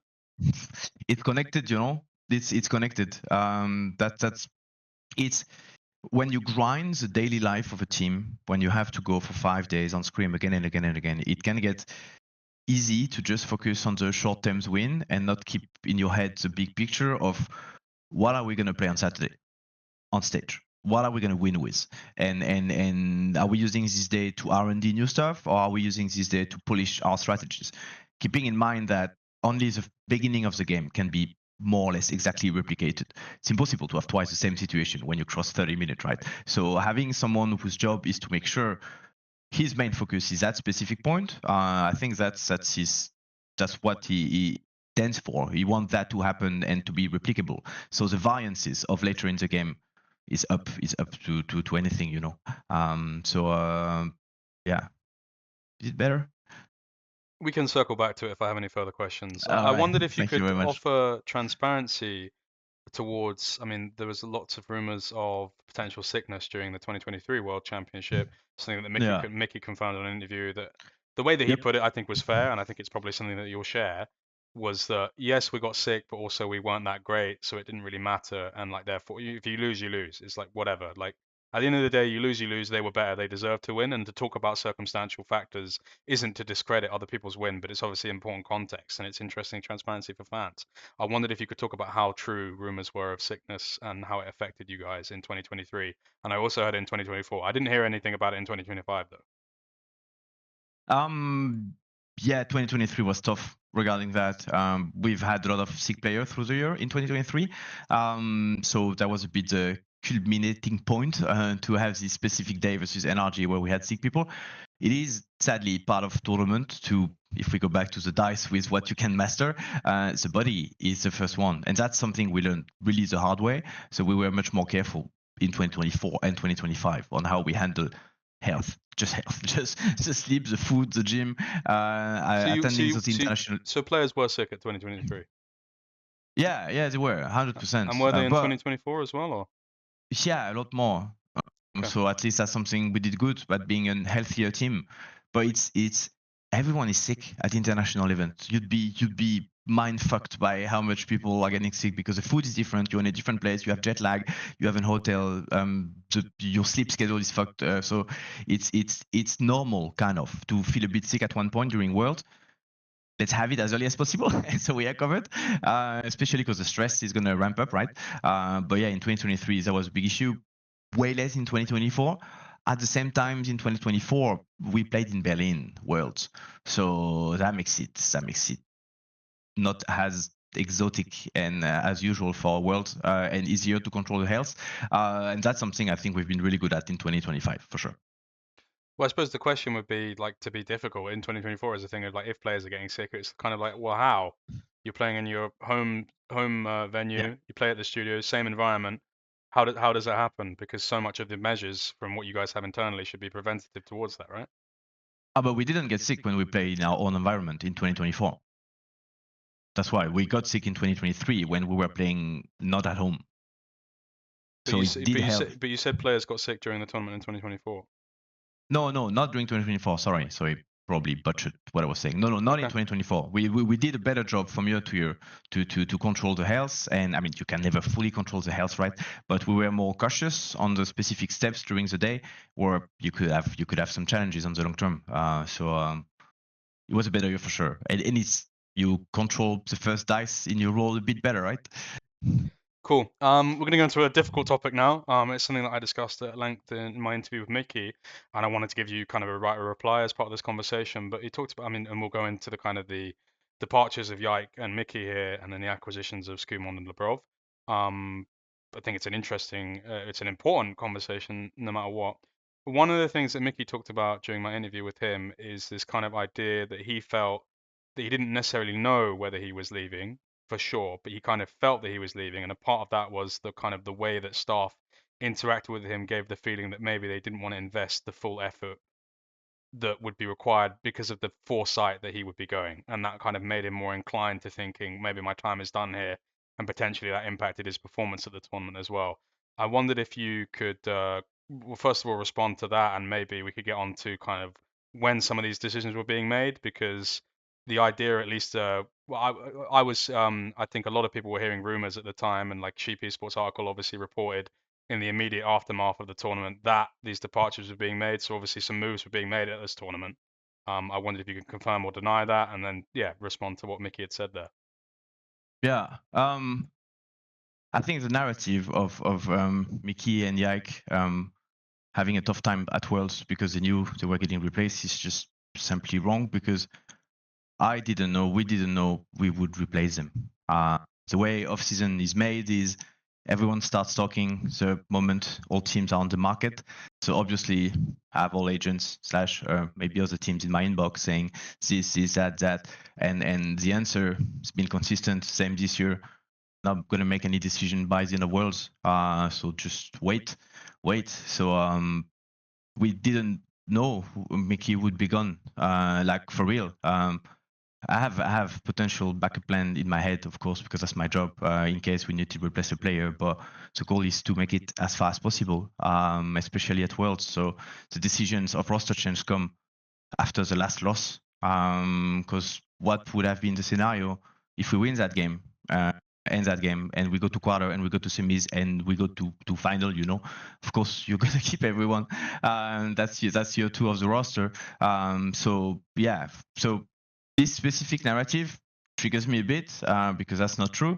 What I can hear in Mickey's voice, in what is sadly probably true, is maybe we were all tired to work a bit and we were not fighting the fights the same way. So I understand what he's saying, when he's saying maybe people didn't react it towards me as they could have, taking those fights and everything. So I think it was more connected to the tiredness of working for 2 years together and seeing some specific pattern and thinking, yeah, I'm too tired to fight this, specifically when it's strategy related or like draft related. I understand his feedback and his feeling on that, which makes me a bit sad because it's clearly staff failure. That should have been us giving him more love and more heals and more time. And I think that's something we've been good at doing through the 2 years we spent together. We had some great moment with Mickey and emotional talks and everything. So sure, in a way, we dropped the ball at Worlds, but the roster decisions are connected to the result at Worlds and the result for this roster for 2 years. But Mickey sadness there, and the same for Yak. I didn't know I would fire Yak at the end of Worlds. It was one of the many possibilities depending on what was going to happen, and what we assess could be different for the year after. Not running again the same roster. It's just the outside noise is strong because it's off season. Because if you put your shoes in the shoes of the other teams, they are doing stuff. They are working up the off season. They are already working on 2026, and everyone is looking for rumors. And since 24, I think So the trend I'm not completely sure I understand that. What do you Tell mean me. by outside noise? So you're saying the fact that other Mm, people do stuff and outside noise influences it somewhat? that's where I'm going. Absolutely. Absolutely. If you wake up a morning and you see the headlines on Reddit and Twitter and everywhere that Yak is getting replaced by Scumon, which was not locked at all, was not even discussed, then from a GM perspective, it's panic. You're like, what? Like, that's off season already? We are in the middle of Worlds. I don't want to think about those stuff, and it's my job to think about it later.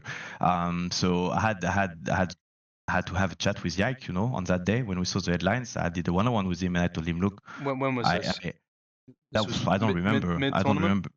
Oh or yeah, right in the middle of the tournament, and I needed to have and I pride myself to be always honest with the players, from the moment they enter the team to the moment they have to leave the team. And I remember my talk was, I don't know what's going to happen after the tournament, because that's the second year of the roster, and you're a great player. So let's give everything there, and if we perform well, then it's not a question. It's just life of a super performer. If you win, then things stick together. But yeah, of course, it was not the best day for sure. So those external rumors, which I think were not that strong the other years, it was a bit more compact, and if you even go back five and plus years, you had most of those talks only on the Jacob Wolf bomb stream and stuff like that. So because every rumors of the off season is put to a max, like, yeah, suddenly G2 had a new jungler in like a bunch of tweets. What came from people solving the puzzle, saying Skew is not moving, Yaki there, maybe he could go there. Okay, and then people started to believe their own rumor, and yeah, it was a shitty situation to handle from an internal perspective. But the call was not made at all. We were just focusing on our game. I suppose, but without being a dick, you can sort of see why if you have to have that conversation with Yike where you're like, listen, people are saying that Skumon's replacing you, but like, here's the Yeah, reality of it, and then it does actually happen. It's sort of like when you've got yeah, it's sort of like when you've got a bro. girlfriend and she says, "Don't worry about him," and then Yeah, they end it up happens. dating after you break up. Do you sort of That's see how true. people would look at it like that? 100%, and that's why I understand all the narratives which happened after.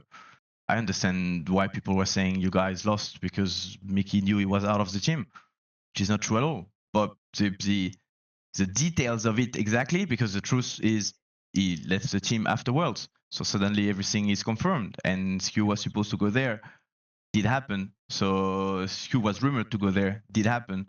So then everything is true.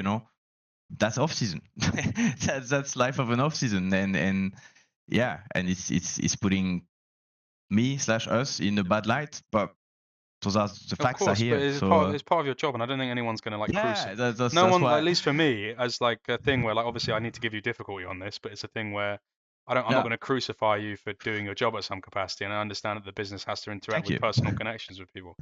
But I suppose what I'm more interested in is obviously Skumon's not someone that in that off season it's the first time you've seen him. You'll have identified him as a profile potentially, Yeah, and I think even more to that is the fact that he's kind of in some ways a similar profile to Yike, young yeah, rookie, and you obviously developed a system at G2 where the jungle role is somewhat plug and play. So when was the first? I guess my question to you would be because I think people would have a difficult time believing that like, oh, we didn't make any decision during Worlds. I'm not saying you're lying, but I'm just saying that there would have been a time where you first became aware of Skumon and potentially he would have configured it into a wider plan. Not saying that you would have made a decision, but yeah, of when did course. G2 first become aware of Skumon would be my question. In July, I don't know, in June, when you see the players and you see him playing and you see, oh, he's good. He's good. That's interesting. Let's see how things will unfold through the rest of the year. And when all those noise start, you just ask people, wait. I do not know what's going to happen with our team at the end of the year. It's been 2 years, so we're probably going to change people. Whom, why? In my head, it's my job to have a potential replacement for every single player if something happens. I have meetings every 3 months with the board and I have to present a backup plan. If we had to do changes now, who, why, how much? It's just part of the job. And and That's good. and so That's good perspective. so it's those potential changes always exist in my head. To focus on worlds is just to focus on worlds, but it's also my job when agent and other teams are asking, hey, what do you think about the player? I cannot say no to everyone. That'd be really dumb. That'd be killing me. I cannot say no, we are not changing anyone in the middle of worlds. I also cannot say yes, we are going to change it, because it will instantly leak. So and I also don't want to have my head there. So it's my job to say, please wait. If really, and we're lucky because we are a big team and it's attractive to work for us. So people will always wait. But Two, I can, yeah. two questions for you Go. then. My first question would be for you in terms of a cycle. Do teams exist on a 2-year cycle, and then that third year is an extension based on performance and how it works? What do you mean? A Do 2-year extension? teams for you exist on a 2-year cycle? Because you speak often about the 2-year project. We're approaching our second Yeah. year. Is that third No, year then contingent on performance? I don't even think the second year is contingent on performance. It's more how the team was handling each other. Are we exhausted? Did we reach what we believe is an internal cap at the end of the year? At the end of this 9-month project? If the answer is yes, then we have to change stuff. If the answer is no, I think I can squeeze a lot more from the boys, then it makes sense to keep them, especially if you can back that up with good results, which is our goal entering 2026, and it was our goal in 2023. Which is rare. It's a bit of a risk, I'm not gonna lie, but I think it's exciting, and keeping the same boys allows you to keep learning and keep diving into some of the stuff you were discussing as late as August, as 2 months ago, 3 months ago. What was the feeling of the team at the end of 2023? Because you talk about these kind of review marks at the end of the year. How did you feel about it? Because obviously you guys, Destroyed. of course, but was there hope going forward? Because you guys really Yeah, crumbled in an important moment, obviously, like famously. yeah, destroyed. I was crying my eyes out. Everyone thought we were so good. By everyone, I mean us. I don't mean outside, because the outside perspective is always changing. But That's the actually from that staff and time. It's players like the thought, number one mark that I'm a good person is that I did 2 interviews with your players after being eliminated where they're crying, and I actually didn't clickbait those videos and release them like some other people do. So that's you were one of the good ones. yeah. That's why I'm here today. But they But are in the Google Drive somewhere though. good. Okay, they keep them for in 5 years. Yeah, They'll be nice little memories. yeah. But yeah. What was the 2023, question? 23. you were destroyed, but you had hope going forward, Yeah, presumably. yeah. 2023 really felt we fucked up the dice.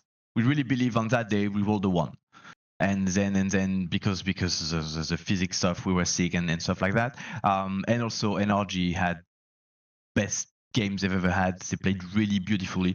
So yeah, immovable force versus moving object, and then it crumbled. So it made sense to keep the roster for another year. And this year, I feel we've been really good at learning from our mistakes in a really honest way. And through the whole year, I've seen great amelioration every time we've lost. So I really believe in 2026 we can keep scaling, and it's actually pretty exciting. Yeah, there's a lot of stuff we're not going to have to do again, and I like that. Cool. And then in the 2024, what was the feeling? Because that's what kind of leading to based on what you were saying. You talked about Um, in June, constantly having conversations in terms of the 2 years. Well, we're coming to the end of the 2 years. We might have to make changes. In the first year, it's a case of, well, we rolled really unlucky. And then in year two, presumably, yeah, as some of these internationals where it's like consistently you're coming up just slightly short, 5-game yeah, series against big teams. When was trust potentially damaged, and when did you feel like changes maybe needed to be made? For any role, because I don't think what you're yeah. saying Of is course, that of you course. didn't necessarily always know it was going to be jungle and support, is what I'm getting the feeling. But you kind of, when did you first have the feeling that a change might need to be made for this project? Uh, that's a good question. I don't know. Probably a bit all year long, to be fair. Like already mid of the year. Let's see. It was getting harder. No, that's not true. It costed more and more energy to make everything work together. And it was more exhausting for us, like close to burnout, I think, if you go back to like even July and August. And we played really well those 2 months, by the way, for the record. But everything was making us, I think, quite tired.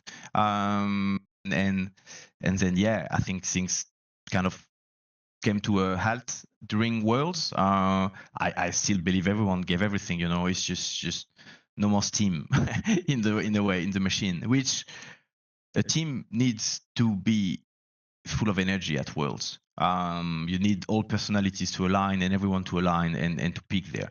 And if that doesn't happen, the second year in a row, whatever the reason, you have to change. You have to give a new kick to the team, and that doesn't mean anyone is bad. It's just didn't click.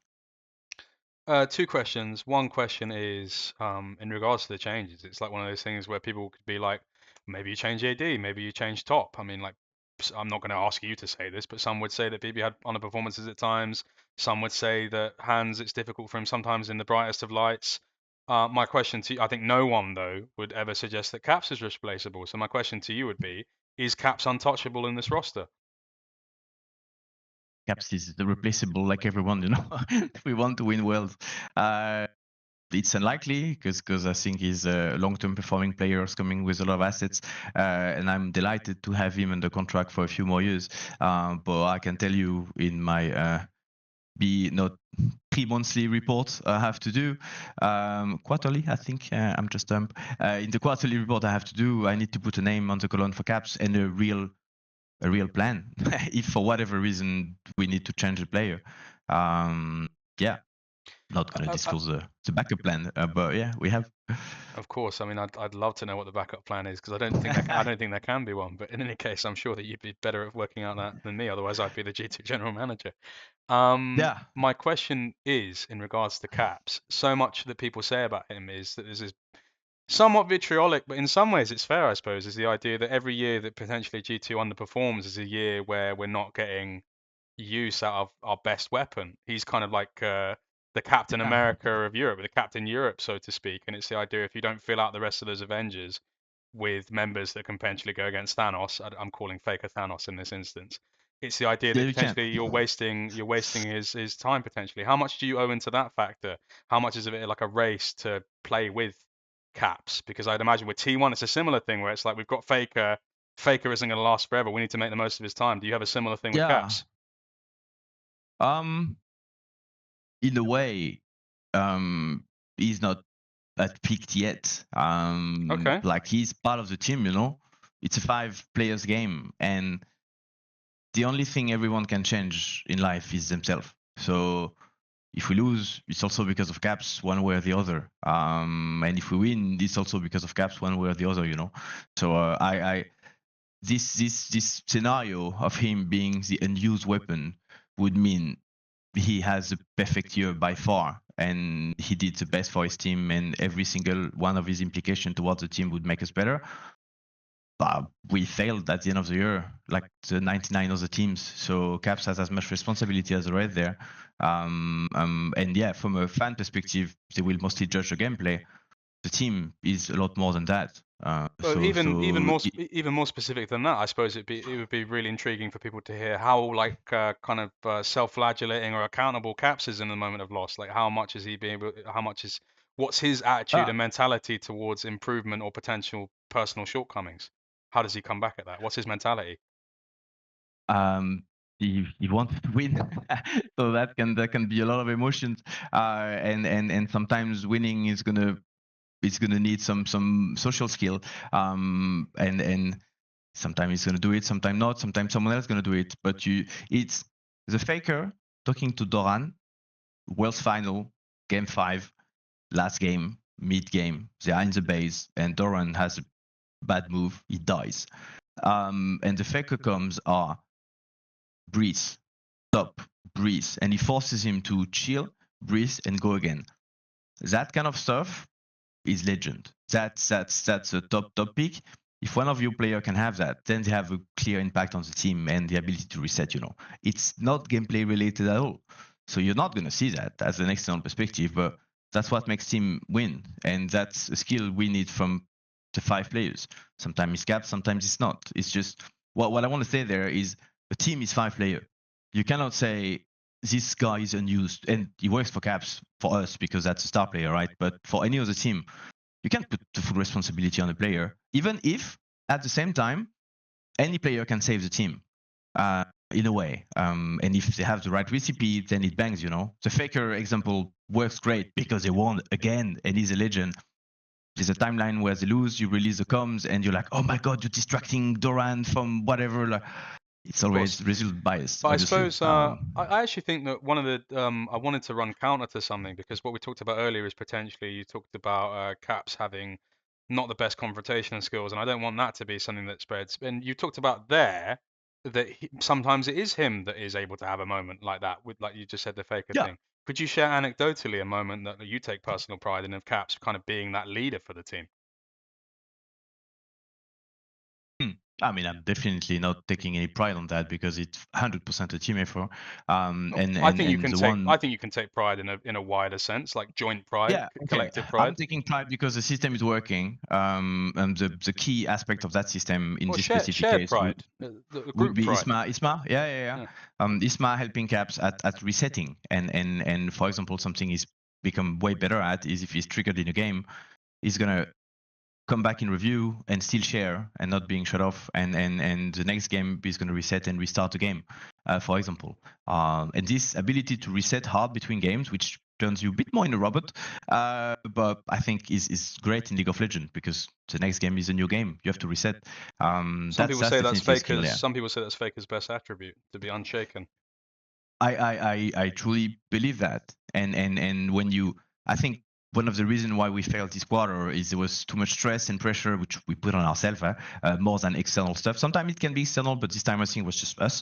And I think Faker and T1 going so often to such a high level of the tournament is just another first day at work. And if it's another first day at work, you have less pressure and you can think clearly. And yeah, on that specific day for quarters, I think we failed there.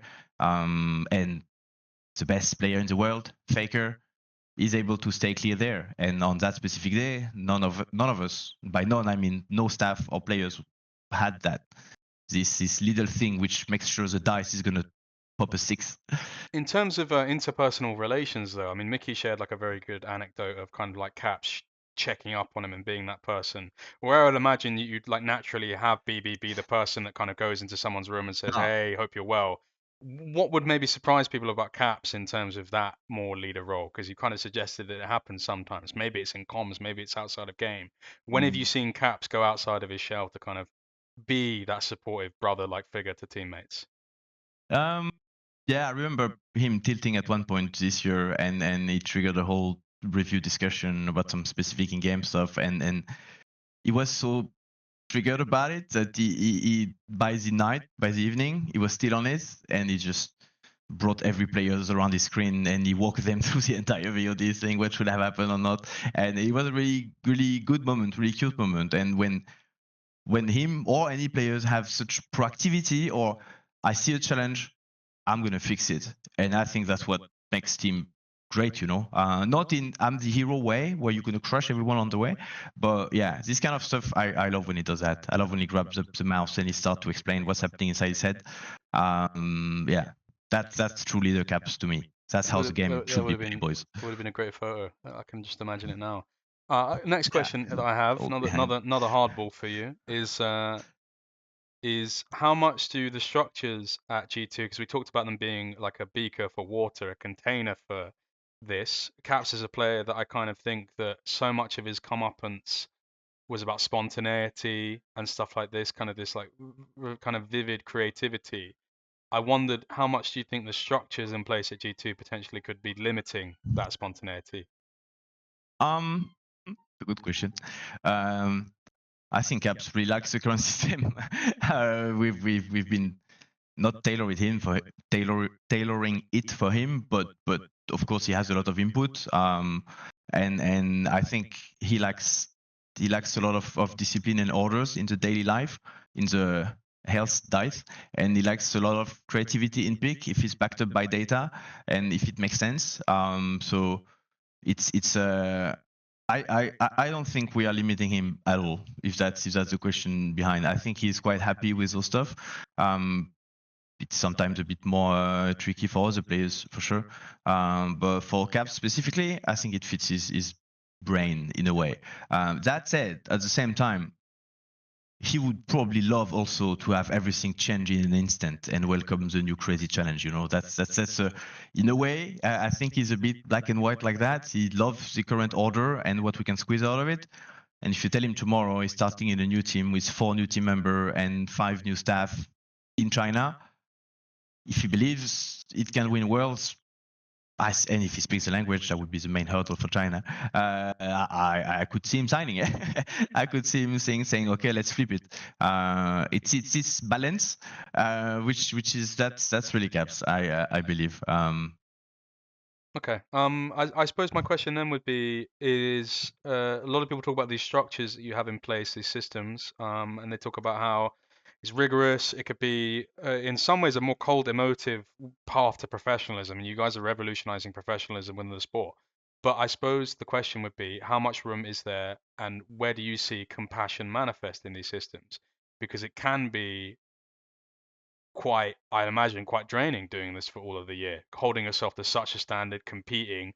And when it's in sport, obviously, it would be a thing where it's just like after a while you get used to it, but you're increasing the bandwidth of what players might be used to in previous years. And another thing, this is what Grabs talks about. When you get a kid that's a league player, maybe they played organized sport growing up, they're used to that. But you're playing with Yeah, five players that presumably weren't involved in an organized sport at some point. So you're teaching them a new level of bandwidth. So my question to you would be, how do you see compassion manifest in these systems? everywhere. Like literally, you cannot force life on a pro players. We only have 5 of them, and we don't really have a replacement. And it's even if you have an academy, the up and downs are kind of tricky. So it's not really like traditional sports where if you start the big fight with a player, you can just bench him. So we have to make the best out of what we have in a way, and compassion will be getting everyone's emotion and working with it and understanding them. And if someone gets frustrated, helping him to vent while still making sure the whole system keeps going. Um, but that's why, for example, this year we changed a lot the block we have through the day, because actually maybe we were not handling our players' emotion the best way possible. So we had to balance a bit how we were working to just adapt to those 5 new guys because the way they reacted was different.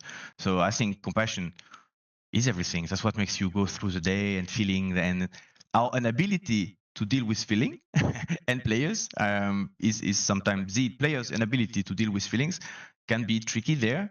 But I think from staff perspective, you need a lot of compassion to hear if what they're saying is purely emotion related or it is data related or is it game related. I don't think you can function without it. You cannot force. It's not a jail. It's funny to hear you describe the rigorous system we're going through, because anyone from traditional sports would be mind blown. Okay, you guys are not even sleeping that much. You're not even controlling food so well, and yeah, you ask them to be on time for the meeting at the start of the day. So anyone in the real life would be, yeah, if you have a call from 1 to 2 and you enter the call at 1:10, maybe you're not going to make your sales, yeah, if you need to do a specific report, yeah, if you're forced to work, but it's the best job in the world. So Well, I don't think we're I that suppose the rigorous. counter to that is that you're moving the bandwidth off of what is traditionally the case, right? So it's like a thing where Yeah, if you move it from 0 that's true. to 50, it's a difference between moving it from Yeah, 50 to 60, right? Even though those margins might be what yeah, increases the standard, right? but it's still we're far away from a military kind of commando, which Of course, but I think deep down, most I people, think if they that could make us good, in a way. Like I admire the efficiency a commando can have because they are designing their whole life, so they can perform under the much amount of pressure possible. Which is, if you fail, you die. Like a pilot on a fighter jet, the amount of work they do before going on. For example, I don't know if you know, but Patrouille de France or whatever. So the guy who pilots those jets really well, and they do the opening ceremony for countries, like it's 14th of July, and you have a bunch of those fighters yeah. flying, displaying colors and stuff. So they do this dance in the air. Before they do the dance, they do the whole dance on the ground in a room, and they mimic everything by heart because they cannot afford a single mistake when they are up in the air. Because if they do, the guy next to them dies because they have 350 kilometers or whatever. So this Are we able to walk through an entire game before stepping on stage? Of course not. We have to adapt a bit the system, but we can learn from the real world on how to succeed 100% when you are doing the heavy stuff, and we can inspire ourselves from those ecosystems, those jobs where if they fail, they die. So they had to create some pretty safe system. Yeah. Medicine could be another great example. How a surgeon is undergoing a surgery, how do they train, how they do those stuff. So if they can solve that with such amount of pressure, what can we learn from them? So yeah, we fail less. Yeah, I will say my use of the kind of verb use rigorous is more to kind of elicit a polemic response for you in order to go in the direction that I want you to. It is definitely calculated more than what Sorry. my actual opinion is. But I think most people who understand how an interview works I would hope they don't think that I think it's like a jail. But in any case, my question would Hope. then be to you that if you were going to change the systems to account for more human emotion, one of the things that Mickey said was, well, this was a problem that I had, but then they ended up kicking me and changing it anyway. How much of these systems change? Because you talked about it being about more wanting to be better at understanding player emotion. Like how much of that was inspired by potential quote unquote failings that you might have felt in regards to Yike and Mickey? Um, I don't think we learn more. I don't think we learn by adapting to what we did. Well, did it cut? No. Okay, I still see you moving. You froze on my screen. It's okay. I see your eyes moving. All good. Yeah. I think more we adapted to the new boys while keeping in our heads. Okay, at the end we were out of energy. Maybe we should have taken this fight earlier. Or maybe we should have set up processes a bit earlier. Stuff like that. I think there was the intentional approach for 2025. And then pretty quickly we realized, okay, we have to reinvent a lot because it's 5 different players and things are going different. Yeah. So I guess then my question would be to make it harder because you've not made it easy for me there, is how much accountability when we talked about it earlier, how much accountability and how much does it kind of interact with your general no, I wouldn't call it a persona. I can't think of a better word because it is just who you are. You talked about how you live your life via compassion and human connection, and so much of it is like that. How much accountability do you then hear when you hear about the way that Mickey talks about how he felt at the end? Like how do you reason with that and how do you kind of respond to that? What level do Oh, you makes me take? sad. Yeah. That makes me really sad, of course, because I feel that I failed him one way or the other. And Mickey is such a sweet, kind human that if you make him smile, it just makes you happy because he's a bit shy in a way. And yeah, we failed to push the right trigger to motivate him. We did a lot of stuff. I think he had a good time. I think we had a good time all together. And when I see the extra motivation he had at the beginning of 2025, that was a great Mickey to witness. I think he played really well. I don't think we still had all the tools to unlock this level of motivation inside him anymore. That's a very telling kind of answer there. So I suppose that leads me very well onto the segue of you talked about you offered a very unique insight in that it wasn't always going to be jungler support that you replaced, but you did know around halfway through the year that potentially changes need to be made, which leads me to why was it jungle and support that you felt was the best place to make changes? Um, because we needed some fresh blood on those two specific positions. I mean, I'm not going to get too much into the details, but when you do an off season, you have to consider every players you're moving, who is available on the market, how much would that impact the team.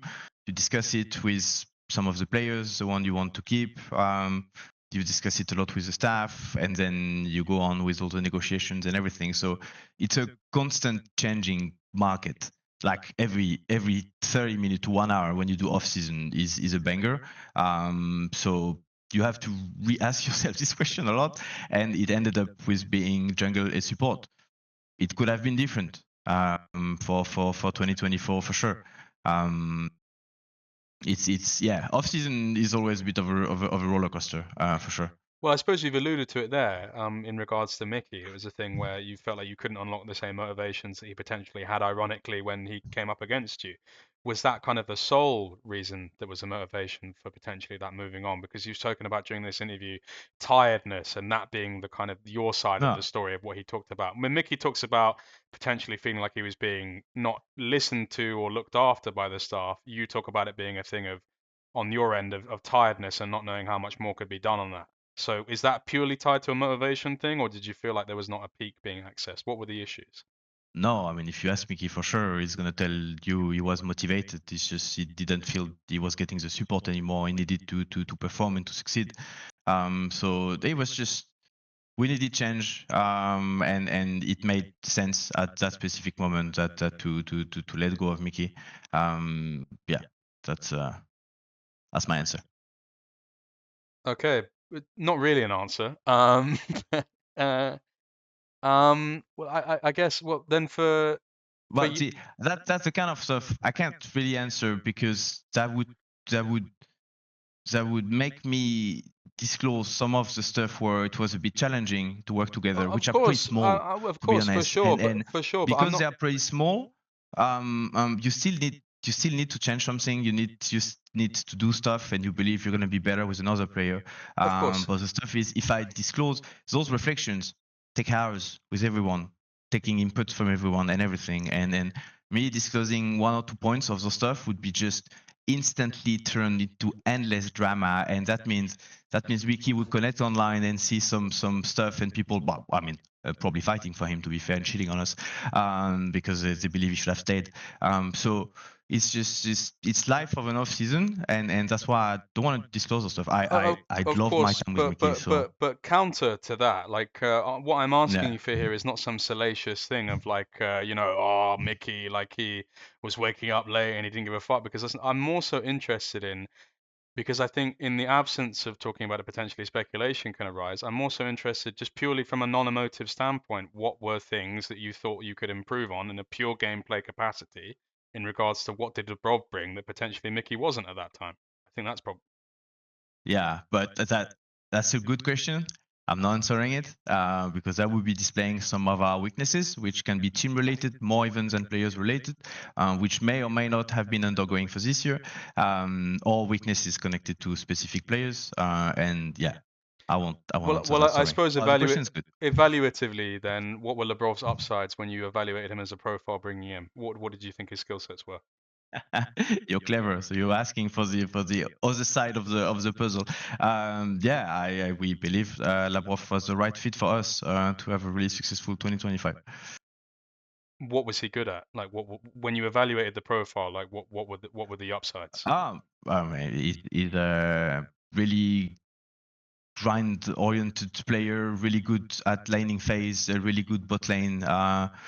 He's just an overall great player and a nice human, and he's bringing us some freshness, which is always the case when you change a player. You're And looking for a honeymoon trigger. So this year, yeah, it was jungle and support. I suppose in contrast for Skumond as well, we kind of alluded to it there potentially. Like we talked about him earlier, like he kind of inhibits a more shot calling role. Was that in contrast to an evaluation that you made in regards to his profile when you looked at him? Because obviously you would have seen his gameplay early in the year. You looked at him Yeah. when you had a little bit more of a look at him, maybe in a team environment. You saw that he was a shot caller and stuff like that. Was that his upside as a profile? Um. No, I don't think shot calling was his main strength. I just think it was yeah. We were just happy with his gameplay. You you can never know how much the puzzle piece you're picking is going to fit in your puzzle. You need to make a flip, you know. Do we keep Mickey and we have a year where we know a bunch of the metrics connected to it, or do we go with new support and we go with Labrov? That was a call. We went Labrov. Good year. So good call at the end of the day. Never going to get an answer from you on this, but I suppose it would be remiss of me not to ask. Um, trying to think of how to ask this in a way that might be increase my chances even by 3% of eliciting a response. Lots of people kind of had the idea that obviously, and just purely because of the Skumon connection, that Paris was an idea at one point. Did he factor into your plans at any time? Because I suppose you could dispel the rumors then at that Yeah, capacity. He was yeah. a big. Paris one was one of the potential prospect. Yeah, for sure. And was the reality of that in potential acquisition, it wasn't possible at any point, and you were stopped by the fact that BDS wanted to retain him due to the nature of his contract? That's a good summary of it. Yeah. Okay. And so at that point, potentially roads diverged. At that point, we had to assess all the other ongoing negotiation we were having, and yeah. It was one of the many options. Yeah, we have Would it be Belarus, we had Wolf. would it Yeah. be fair to say he was a leading candidate in that regard in regards to potential position for the support? I think yeah. I think yeah, that makes sense, right? He had a good connection with Kumon, an existing relationship with Kumon. So yeah, that would have been a kind of logical move for the off season. Okay, that makes sense. My next question would be: there was a big thing that Sheep Esports reported upon, and it was a general rumor that there was this sort of mega trade that was proposed. It was basically like Calist for I think one of your pets was up for sale. I think your father's house was included in the deal. It was Calist Yeah, for Hands and a few other players as well. What was the veracity and truth of this story from your perspective, if you could comment on it? not true.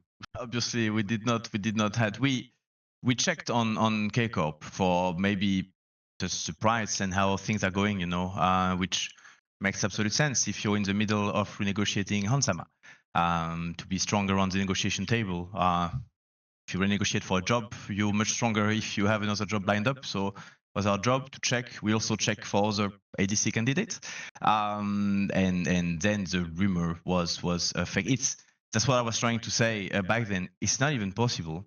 You can't even add players to a negotiation. Like, it makes no sense when you're negotiating with someone to add some of the existing players like that, especially like 2 or 3. I don't even remember what was the rumor, but I think it was funny, and it's just one tidbit of the off-season stuff, and then of course, because the kickoff fan can be really loud, it got overblown. I think that was more of a funny story more than anything, and then we end up having a pretty good resigning with Hans. So all in all, that's fun. Created a lot of good meme. I like good memes. So I suppose this would be a question that, if you were to give an answer, would give a really nice insight for any aspiring GMs in terms of how these moves actually occur. When you talk about we checked up on Kalis, like how far did those inquiries go? Does it just go to like hi, what's his contract look like? Would it be potentially a chance? Like do we have any? Is there any interest? How far does ah, the interest go? Talk to me about the process of that. it got stopped so fast, especially when you're dealing with a talent from the size of Kalis, which is a crown jewel of K-Corp. The talks is literally the CEO saying a bunch of sentences. That's like the earliest stage possible for inquiry. When just both CEO are talking. So I basically, don't. I don't. you knocked on the door and got treated like a Jehovah's Witness, is what I'm hearing. Um. Probably not that hard, because at this level, there's no I'm being a emotions dick, there. yeah, of course. I know, but it's bunch of sentences. It's pretty quick. That's why it was funny and interesting to see how overblown what a really legit step from and regular and casual step from negotiation was being displayed like that. So yeah. But it was the timing was crazy as well. It was perfect. It was really fun to see from the side. Of course. And then to kind of ask you a little bit more about this, because we're talking about kind of emotive quantities and your role as a GM, which is, I think a really interesting exploration in this interview has been your capacity as a very compassionate and worldly cosmic human, and the somewhat cutthroat nature of your job at times. I mean, it kind of goes at direct contrast, and it could be something that I imagine is very, very difficult for you. I suppose my first question That's would true. be is how do you resound that? How do you not resound? How do you contend with that? How do you deal with that? Because the nature of your job is at direct odds with some of the more human aspects that you possess. Yeah. I don't like the aspect of my job where I have to fire people. That's for sure. Uh, at the end of the day, you need to craft the best roster to win and to get there, because it's a job. We're not here for fun, I mean, we're here to have fun, but and the players you don't get rid of, you have a responsibility towards them to craft the best roster around them. I could see how people would say, yeah, you need to give Caps the best roster. You need to give the 5 of them the best roster, because I need to give my boss the best roster, and I want to have the best year possible and have fun with those boys. So yeah, it's part of the job to have to let people go. So you're locking a new adventure. Lucky for me, when you are a GM in League of Legends, it only happens 2-3 weeks, 1 month a year max. In other titles like Counter-Strike, it's a monthly occurrence. So at least I picked an esport where when the adventure starts, it's unlikely you're gonna have changes, so you have to give everything until the end. And I think that's cool. It's a luxury. Sometimes you can make mid of the season change, if things are not really going according to plan. But yeah, it's I always have those thoughts as a little parrots on my shoulder, like maybe one day you're gonna have to fire people, so you have to be honest with them now. It's a motivation actually to. Okay, yeah, that makes sense. If I have to let you go, I need to make sure I told you everything before that. That's an extra incentive for me to take the fight further, to take this little hitchy feeling we have in August. I need to feedback you now. Because in my head, I know if things go really, really bad and we start losing everything, and the current situation is one of the reasons why we're losing, I can't have you say, "Oh, I didn't know." Does that not If have you the say that, potential? then it's my fault. Does that not have the potential to come across like the Last Supper, so to speak, if you have that conversation with Yike and Mickey? What do you mean with the Last Supper reference? In regards to it's this kind of idea that you're putting all these portents and omens out there. It can be interpreted in a different way. It's like almost like a hangman's noose rather than a conversation of understanding. I'm not following. Sorry. So if you were to like you're saying there, if you're having these conversations in August, you want to make everything clear in case difficult decisions are made. But Yeah, if you're having yeah, that yeah, with if you're exactly, having that conversation with exactly. someone like Mickey at that time, could that not Yeah, fuel the feelings that he has of like, oh, there's this like this news coming for me, like I'm being fired and whatnot. It can in some ways yeah, contribute to feelings that are potentially run counter to what your intentions are. yeah. Oh, okay. It is a risk. It is a risk I am at peace with because at least we fought for it. Because the other reality, so that's a good question because that's literally how I'm going to be feeling in July or August if I see something dysfunctioning in the team. It usually yellow flag, not even orange or red Well, flag. I Like suppose that for me is the question. Is it's this thing of like you're yeah, seeing all of these things of like, oh wow, you I have to make a sacrifice soon. yeah. I because that's the reality of the ecosystem. But I don't want that source to be on the player. I don't want them to say, "Oh, Romain spoke to me. I'm getting fired." No, that's why we talk all the time. The goal is to win. The goal is not to avoid firing people.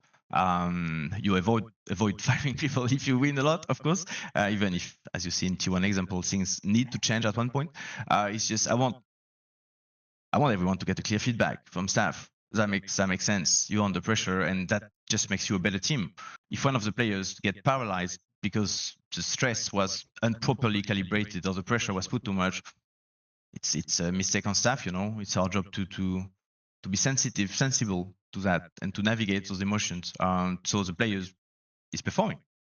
I mean, to bring it to like a biblical metaphor place, I suppose it's interesting because, and I don't mean this as callous as the metaphor is callous, but the directness of it obviously isn't transferable. But you essentially are forced, you're in a position as a general manager where often you're forced to kind of raise the cattle that you then slaughter. It is kind of the exegesis and regenerative cycle of, being that shepherd-like figure. And similar, it's interesting to me that you're kind of willing to put yourself on the cross of perception and have all these rocks thrown at you, but I'd like an emotive kind of insight into you, like just how difficult it is to make these decisions. Like when the lights are off and you go back to your room, what's the emotional toll like for you, in regards to some of these decisions? It's shit, obviously. I don't know if you had to fire people before in your life, but probably it's just not a good feeling. I have, but I wasn't paying them in the first place, so it's fine. So it's a bit more chill. But yeah, of course it's but I I can't complain about it. I'm on the side of the table, which is the one firing because I have my plan and I have the processes and I want to keep on going. The person in front of me is always going to be sadder. So that's luxury to be able to even think you can complain about those. So the emotion, yeah, it sucks, but at least I get to keep enjoying the adventure. How do you, So how do I how do I deal with it? what's your go-to I process? Because so much of male fragility and masculinity is about how do you find that cope? How do you find that kind of you, that you way out? focus you focus on why you're doing it. You want to win. So this is part of with every firing there's a recruitment, and that part I like. Onboarding someone, restarting an adventure, recalibrating everything. This is really exciting, and and and it's a job. It's a beautiful job, but it's better if you do it with a lot of emotions outside of the game and borderline no emotion in the game. But it's really part of the job. So if that's the worst part of my job, then it's a beautiful job, you know. That How means much? a lot of the rest is fine. How I deal with it, I go on holidays. That's usually after off season is holidays, How and you need much to of reset. how much of your ability to have this mindset towards this is potentially influenced by the idea that in some of your travels when you're a young man, I mean, there's always this kind of in with intrepidness is this almost ideal of you might not arrive at the peak of the mountain with the same people you went on the journey with. There might be new friends that are joining with you. How much of that is resonant to what you do now? Lot you have to enjoy the moment. You have to appreciate the moment, and it's important every single step of the way because you don't know what tomorrow is made of. That's why I do body paint. You know, that's why I celebrate us going to a final with a 6 to 7 hours body paint, and it's putting on an armor for those beautiful, crazy adventure which don't happen a lot. You know, a lot of players in Europe have never played the final. A lot of players have never been to Worlds and those international events. So we are truly privileged there. And I, if you enjoy those moments a lot, then it makes a bad moment better. And it's important to disconnect when you have holidays, to just realize the world outside keeps going. You know, no one. If you go back to your family and you tell them, how was your year? Yeah, we had a good year. You can try to explain them. We just failed in quarterfinals. This is really sad, and maybe we change, maybe we do. From their perspective, with a bit less exotic job, yeah, it still sounds cool, bro. Nice. Thank you for those story, which helps to put perspective. If you travel and you see on other countries, life keeps going. So it helps you to go back at your job and say, yeah, thank you, cool job. Yeah, some parts of it are a bit sad, but my job is still to build the best setup of 10 people and go to war. And we've been pretty good at winning battles, you know. Not the whole war, not yet, but it's amazing, I think. So that keeps me going. I'm excited for 2026. It's gonna be amazing. Are we gonna win at the end? Statistically speaking, probably not. Are we gonna give everything so we have the best journey, you know? And speaking of 2026, this off season, obviously, and we're going to circle back to a few other things, but you're presenting a segue. I have to take it. For 2026, big rumors in this off season, and not rumors necessarily. The rumor was not. It's not a rumor, but a lot of people will look at it as in this off season, potentially people will criticize you as a GM for not making the coup of going and getting inspired in Busia, for example. What's your mentality towards that? Was that ever on the cards for you as a potential alternative? I don't think anyone would look at you wrong for maybe considering it as a backup plan. It is your job and your relationship with the investors and the Uh, things or whatever. What's your um, response to something like that? the people are gonna be unhappy with what we do every single time. They were mad at us when we had to replace Yankos. Some were mad, legit, when we decided to keep everyone in 2023. If you go again through some old Reddit threads, they wanted X or Y player to be removed, and people were mad at us when we replaced Yak and Mickey for X or Y reason. And now people are gonna be mad at us for not changing. But some people are saying it's good. Some people are also saying we should keep everyone. So it makes sense. It's opinions. It's good. It means we have so many fans that you have enough fans with different opinions to argue there.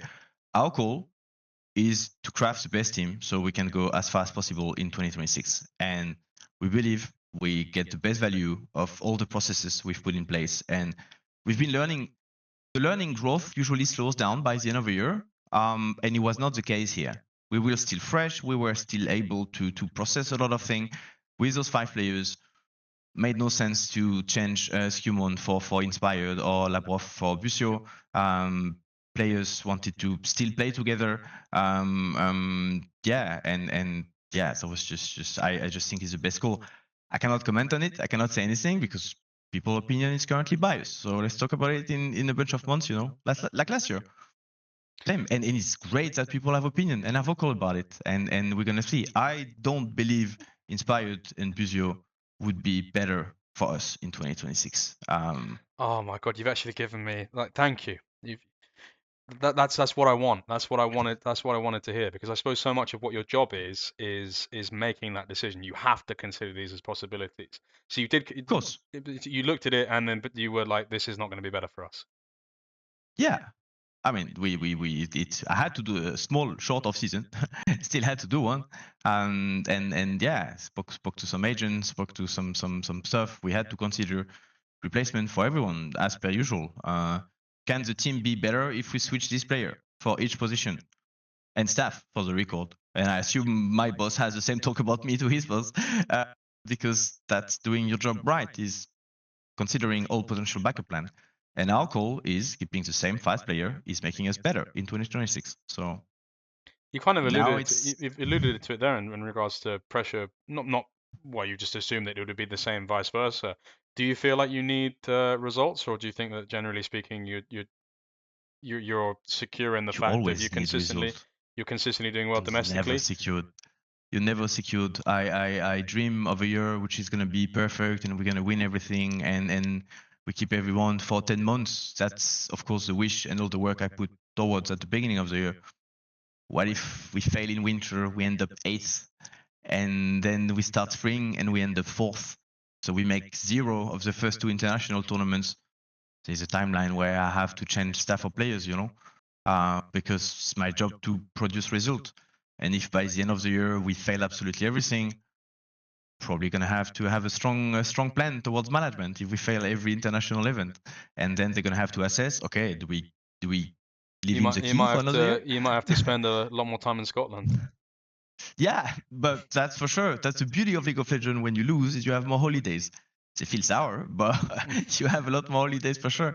I might go back to New Zealand or explore a bit Japan, or I'm not looking forward because that means we're losing a lot. And actually, I can't really have holidays if we're losing because my job is to find a new plan and make sure we can win again. And if I fail at that, then I will lose my job. It's an eventuality I'm at peace with. Let's give everything and keep winning. It's fun. Evaluatively as a GM, and I think this would be a really good insight into how your job works as someone who is so directly involved in transfers. When you looked at Inspired and you looked at Busio during this off season, Busio is now a player that is going to be playing in your league for KC, at least it's rumored. True. And Inspired probably a player where you'd hope so that you're going to be at internationals again. What Probably. were how did you feel about them as players? Like what was the main takeaways? Like They're both great players. They're both really good player, and I understand why the public opinion on them is, oh my god, they're so good. G2 could use them. I believe our current existing player are even better, and they for sure evolve better in our current environment and in everything we've created. So I believe changing those players would have been detrimental. do you think that For getting Inspired to kind of be a culture fit for the systems was that potentially a challenge? Would you have considered that a I challenge? know exactly I know exactly where you're going there.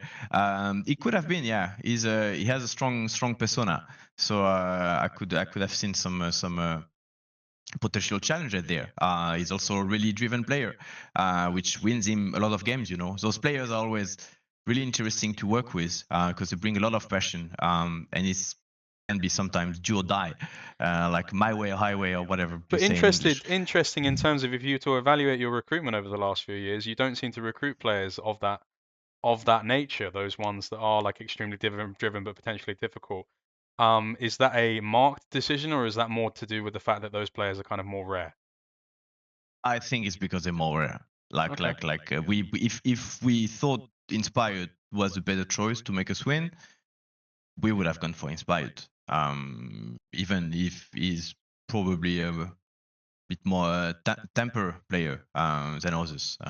Is At least it that's the reputation. is it ever as simple as a GM as a player potentially just being better, like in terms of raw skill, or do other things factor into it, and how much of that does it factor into? It's both. It's a lot of things, and raw skill is for sure the most important. Because some The people would argue, for good old example, that example was inspired. Forgiven. Okay, forgiven. Sure, go on. Forgiven, probably one of the most talented player at one point. Really tricky persona to handle, with a lot of emotions and stuff like that. So, do you take your team with Forgiven and you make world quarterfinals, semifinals, or you take someone which you believe has less skill but will fit better in your team? That's one of the decisions you have to make as a GM. And there's never black and white stuff. It is so many data to factor in that yeah, and it's a flip at the end. If you win, it was a good flip. If you lose, it was a bad flip. Are you winning because you made the right call or because something else happened? That's the life of a League of Legends team. Yeah, because I suppose the thing that people would say is that Inspired, at least very much, like at the moment, appears to be a better jungler than Skumon. But you're saying that Skumon has grown I a would lot. challenge that. You would challenge that. Okay, But interesting. yeah, But I'm not. I think that's just going to be he said, who said, or whatever. Generally Yeah. speaking, most people would say that Inspired is better. Obviously, you have to back your boy, and that's completely respectable. I don't think the golf is that big, but also I don't claim to have a No. authoritative stance on League of Legends. I'm a Diamond One Nunu player at best. But my question is more so, if most people are saying that Inspired is better, but you say that Skumond is someone that has grown a lot and like fits into the structures, you value that more so? Someone that is like Yeah, committed to the for structure and sure. can demonstrate growth I'm in that not. capacity? We're not making a team to win today. We're making a win. We're making a team to win Worlds 26. So even if you can probably pull me some data and say, look, at Worlds 2025, Inspired was actually a better jungler than Scumon, I'd say, okay, maybe from a pure data, you're going to find some right or wrong. I think Scumon, G2 Scumon is going to be better to win Worlds in 2026. That's for sure. Starting a new adventure of 10 months with everyone, I would rather have Skew on my team for 2026. And yeah. And a lot of people would maybe would say that's the more defendable position because they would see potential in Skumon. But a lot of people, the more criticized one would be Busio for Labrov, for example. A lot of people would look at that Yeah. move for KC as being a major coup. What do you value about Labrov that you feel like would not make Busio a better replacement? Like with Skumon, you're talking about growth mindset and fitting in the structure. What qualities are inherent to Labrov that makes him the best player for 2026 and I winning think worlds? his the way they work together with Hans is actually quite incredible, and I really like this dual relationship and how they are advancing towards the game together. And I really believe they can scale a lot more. When you say how they work And together, is that about comms or is it about approach to the game? Like, everything, how they fit together from personality to day-to-day life to how they learn, how they talk about the game, would how you they're say just a great fit. are they a better personality fit for each other than Hans and Mickey were? It's different. Come on, bro. I'm not answering that ever. If I had a thought on it, but the truth is, it's just different. It's just different, and it's going to be different on a monthly basis. It's going to be different on the game basis. It's going to be Okay. different on champion and stuff. So, and I don't even want that thought to enter my head, because the past is the past. So, is it true? Is it not true? I don't care. The goal is to make sure Hans and Labrov have the best relationship But possible. how does that thought They do. how So does that thought not enter your head? Because so much of your job must be about making sure that the building blocks of personalities work together. That thought must have to enter into your head, seeing where certain dynamics work and don't. yeah, of course, that's what's center of my head. I'm never gonna give an answer publicly towards this kind of stuff. Sure. Okay. It was just because you said it hadn't entered your head, so I was confused. Yeah, no, but of course, I mean, it would be dumb to not ask myself this question. It's just when the question answered, just go next. What good does this answer has? Even if it's yes, they were better. Oh, that was a bad decision. Fuck, how are we gonna advance through life now? Or even no, they're not as good. Or okay, then we can just focus on it. It's just the past is the past. The moment you're done with your off season, and that's why, as much as off season is a really important moment in the life of a team, the moment it's done, it's behind you, and actually the way you're going to work together is the most important stuff, and you need to clean those thoughts. If not, they can become really creepy and really annoying and put specific expectations I on could stuff. actually see that being a point. I could see that being a point that it's not So worth dwelling on these sorts of things because it makes I mean, they say the devil's in the details, so to speak. I suppose my motivation in asking for it is you're making these decisions towards optimization, and that would be a direct kind of evaluative process. But I suppose we can infer from the fact that you have made these decisions and you're keeping with them and you're happy with them. It kind of gives me an answer in some capacity anyway. So yeah, actually that's true. That's true. But it could also not be related because a full year happened, a full entire year. We've traveled with this team to seven. Also, this question, are they better roster or not, is in my head in December, because you make a decision. And same question is going to be in my head. What is the right call to keep everyone? Yes or no? And then the narrative is going to shape itself through the year. But it's not anymore a question anymore mid-January. The question is, okay, how do we win? How one do we of keep the winning? Or yeah one of the go, things that go. people say is that with Mickey, in contrast, it's potentially that you have a more of an upside, or potentially the peak skill ceiling is slightly higher, but with Labrov he brings more consistency. Like, what would your response be to like a narrative like that? Do you feel like you have more consistency with Labrov? Like, does it add like because with Mickey, like I think it's completely fair to say like he's a player like much like Hillesang where there's a lot of variance and Yeah, I mean that's the beauty comes with the beauty and the ugly comes with the ugly. Labrov seems to have a lot more kind of that middle part. What would you respond to that is that? the official perspective on it. Mickey has more of an explosive play style, where Labrov bit more stable. Both have pros and cons, and I think it's how it's going to fit with the rest of the players as well. It makes you win or lose, you know. But yeah, that's my answer. Interesting. And then you mentioned there about talking about 2023, 2024 versus 2025. Um, you kind of alluded to there, are we better, are we not? I assume that you don't have an answer for that because it's such a difficult thing to answer and it's probably still a journey you're on yourself and something you'd be better tasked with answering when you actually have the sample size of next year. But what would you say are Yeah, the biggest differences, ostensibly, for fans of G2? What would you say are the biggest differences in regards to how the team plays and what the team strengths are between these two teams? And that's not to dwell on negatives, it's to talk about pure yeah, positives yeah, because both yeah. teams have positives. What are these teams' positives rather Hmm. Um, Good question. I think we were more consistent through the year than? to keep the grind on until the end, and yeah, but I think more than because of the roster, it was because of how the year unfolded, and by losing the first final into losing another final, it provided us with a lot more challenges in 2024, where we just won and won and won, and then it's expected from you to win. And then, of course, it creates a really different set of challenge. Where when we enter summer this year, are we gonna choke another final or not? You know, the atmosphere is really different, of course. My question then would be, I had a question. I've lost it though. Fuck. I was reading chat. A moron. Um, so we were talking about 2024, 2025 though. You talk about consistency as well as being really important. Maybe I'll remember it and we can come back to it. But I suppose what I wanted to ask you about is importing because you took a very strong stance Yeah, against importing very early in your career. There's a Reddit post in like even like 2018 or something like 2017 where you talk about I think that was importing. 17. Yeah, Yeah, and I yeah, yeah. remember reading that as part of my research. And then obviously even now it's a thing where imports is never really on the cards for G2, and you're kind of one of the only teams in Europe that is just like not really in support of it. Like every other team around you, like MKOI has import mid, KC has import players two now. Yeah, and then other teams that are competing, but G2 seems to be against that. What is your general, if you could reiterate what your philosophy and response to importing is?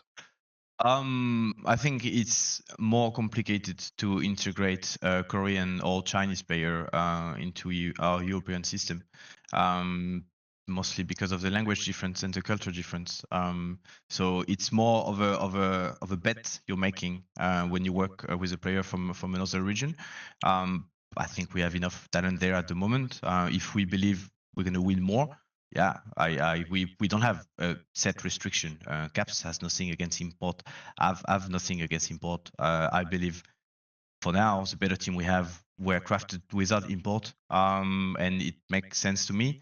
So yeah, I believe the best Korean and Chinese player will want to play at home, you know, because when you're a Korean or Chinese player, your dream is probably to play 41, and that makes a lot of sense.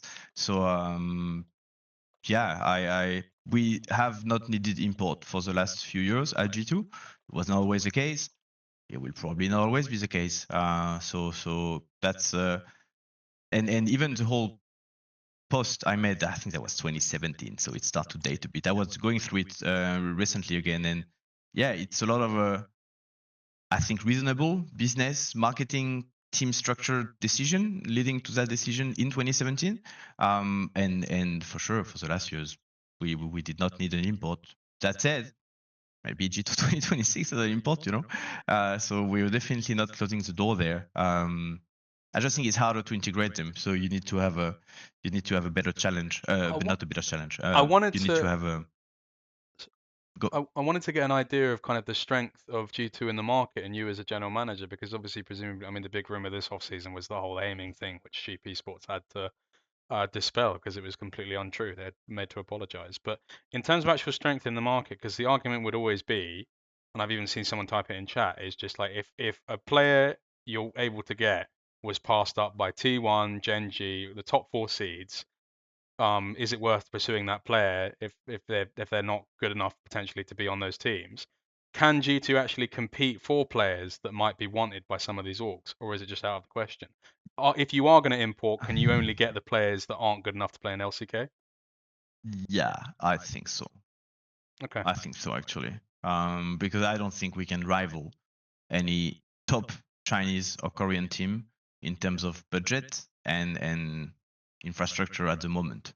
So if you have two offers on the table, T1 or G2, who is taking G2? You know, that makes no sense. You can work with Faker on the other one. So I think that's a pretty logical one. Can you The compete same against like way, a Damwon, for example, or like a team like this? Like, I don't know. That's a fair question. I don't think so. But it's worth the risk, you know. If one day we see a player, is probably gonna have to be fluent in English, and is motivated and everything. Let's see what we can offer him. But I think it's gonna be hard. I think it's gonna be hard. I think from their perspective, it will be comparing LEC to another smaller region, and in their head, yeah, they're putting us lower on the scale, which makes sense. So the Korean, the Chinese player is probably gonna compete at home. I suppose it's one of those things where it's like so much of, I don't know if you've ever played Football Manager, one of my personal obsessions. Nah, sorry. Football Manager is actually the reason why I believe I could be a general manager in League and be one of the best, because I'm so good at Football Manager. One of the worst things that can happen for you is when you go in for a player, young player, you feel like you found the next wonder kid, and then you see Yeah, clubs interested in Real Madrid, Chelsea, all of these clubs. I suppose the that's question for good. me would be is if you were to let's take a random example and remove, let's say you have no players on your roster, so I'm not asking you to replace anyone right now, but purely in a microcosm, for example, I think Smash is going to Damwon this offseason. You see a player like Smash, massive world talent. If you go into it in for him at the point at which he's having those discussions with Damwon, are you shrugged away at day one? Like, how far do you think you could advance talks like That's that? I have no clue honestly. Probably What to be honest. what would be the feeling of Probably your because strength? Like, do you think you could even get down to talk to his agent, like, and talk contract? Like, that's for sure. That's easy. Talking to agent 100%. Is the agent gonna use you to bump his current offer with Damwon, or is he really gonna give you a proper shot? That's the question. And the answer is probably he's gonna go for Damwon. Like that's a top level Korean team in an ecosystem speaking Korean. Everyone is speaking Korean. You're next to your home, next to your friend. Like you have to see the Korean ecosystem in a small city. Korea is a small country. Seoul is a gigantic city, but most of the people are coming from somewhere which is max 5 hour driving distance, you know, okay, maybe 10 if you cross half the country, but the whole scale of things is smaller in a way and more dense, where in Europe, we are all far away from home in a way. So the mindset is just different. They min-max their ecosystem much better. So I would understand why a Korean player would want to stay in that ecosystem. Because to be fair, the whole ecosystem has been crafted for him to have potentially the best tools. Someone speaking him in his mother tongue about something they've been working on for the last 30 years because Korea was a country of StarCraft.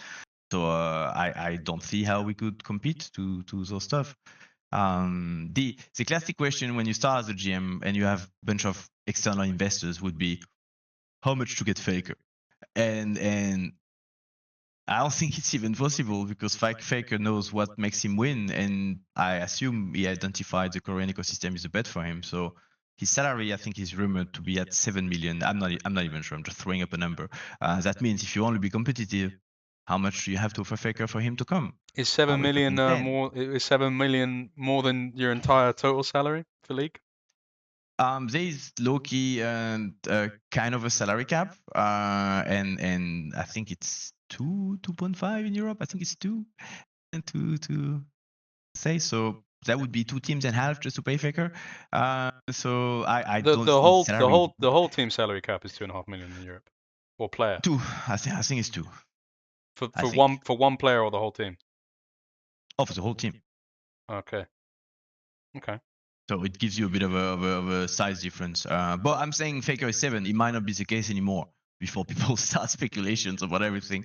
What's for sure is an absolute legend in Korea. He cannot walk alone in the street. And when we go to international event and we have to exit the hotel, you have bodyguard with big black umbrella to create a pass for him to go. It's Mbappe in France. It is insane the level of attention he drives around him, and he's so humble about it, which is pretty cool. So would make no sense for him to live there where he's Of he's course. king, he's emperor. Of So course. Of but course. that's the classic. If one day you're GM and you have to deal with Well, guys who do not know League of I'm actually Legends, currently working for SK and Fnatic at the same time, so kind of already achieved those dreams. But I mean, I guess that's good. thanks. I So guess. you're doing Dardo and Mitch. That's good. No, no, no. We're both bold, but I can't quite do the Spanish thing. I think if I did the Spanish accent, I would come off as racially insensitive. But in any Mm. case, from what I was saying, then do you think that the idea of importing, because a lot of the imports that are coming in are players that potentially are quote unquote, it feels wrong to say rejects, but they might have like fallen out of the spotlight. They might have been on a top team at one point, but then like they can only really reach a team that's on a sixth to eighth place standard, and they come to Europe, and then they might be the best in the region. But is it not a Yeah. self-fulfilling prophecy in that you're kind of not taking talent that was able to compete at the highest level in those regions? Yeah, but maybe we believe they have been underrated or under not underlocked, under triggered, like under the people have not been able to utilize them the best way possible. So that's it's hubris always, you know. You think, okay, I know I'm gonna fix him. That could be the kind of angle, because we believe he's mechanically really good and he would fit in the team, his playstyle, champion pool, and everything's gonna fit. So that could be an angle, of course. It's if it makes us win more, and by winning, I just don't mean clicking better on one specific game. It's mean spending 10 months together to get to the World Championships and win it. Then yeah, that's job is to win at the end of the day. So there's no import rule. It's just we haven't found the best fit for the last 4 years, 5 years. What would have to happen for you to consider imports? Because it goes directly against the philosophy you've had for the last 8 years, or presumably even longer. But you have said that you would do it if you had to. What would that had to be? Yeah, it makes us a better team. You just see a crazy talent, Okay, probably but like fluent, it would be and a then gap. It would be a gap in the market, presumably, and a lack of talent that you could maybe uphold and promote. Would that be fair to say? yeah, I'm not too sure what you're trying to go there. I'm not trying to be slick and dodge.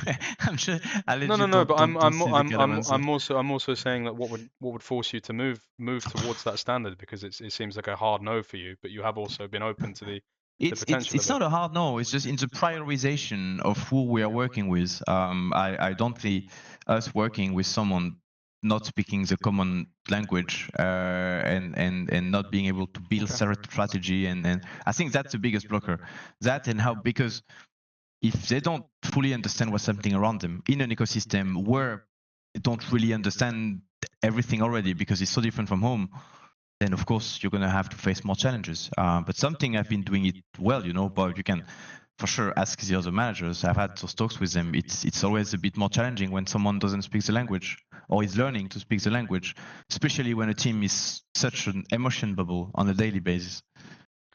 In 2024, an acquisition that you guys made on coaching staff was Duffman, and presumably that was what was Yeah. talked about at the time is a lot to help with mid games and transitioning the game.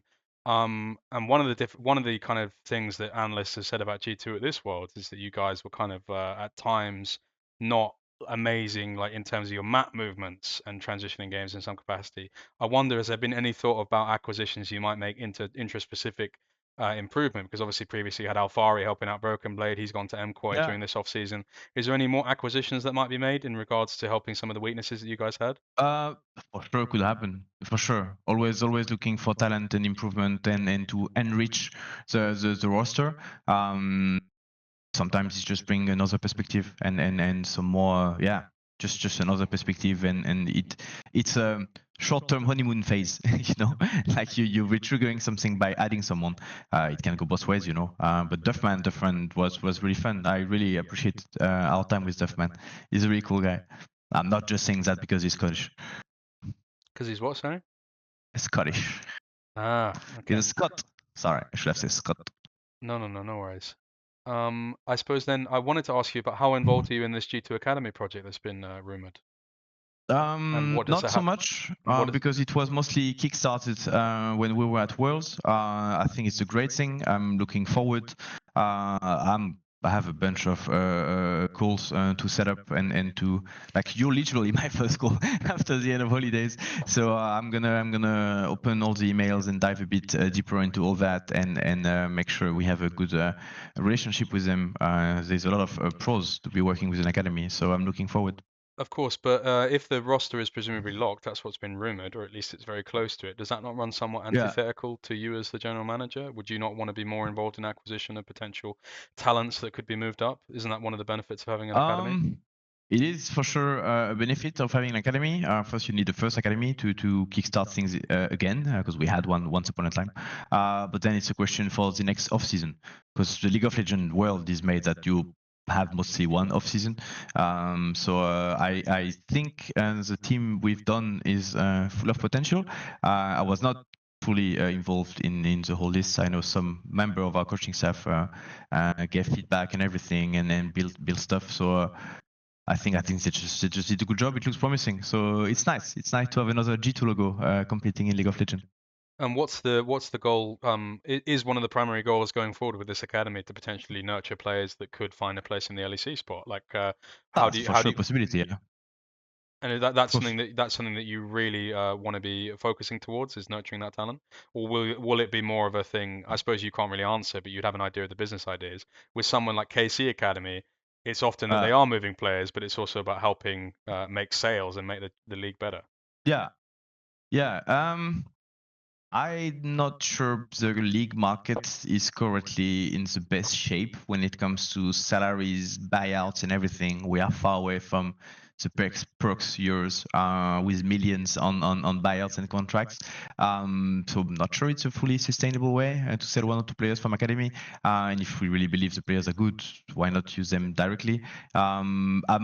Right now, I'm more looking to have potential practice partner to share some views on strategy and draft and stuff.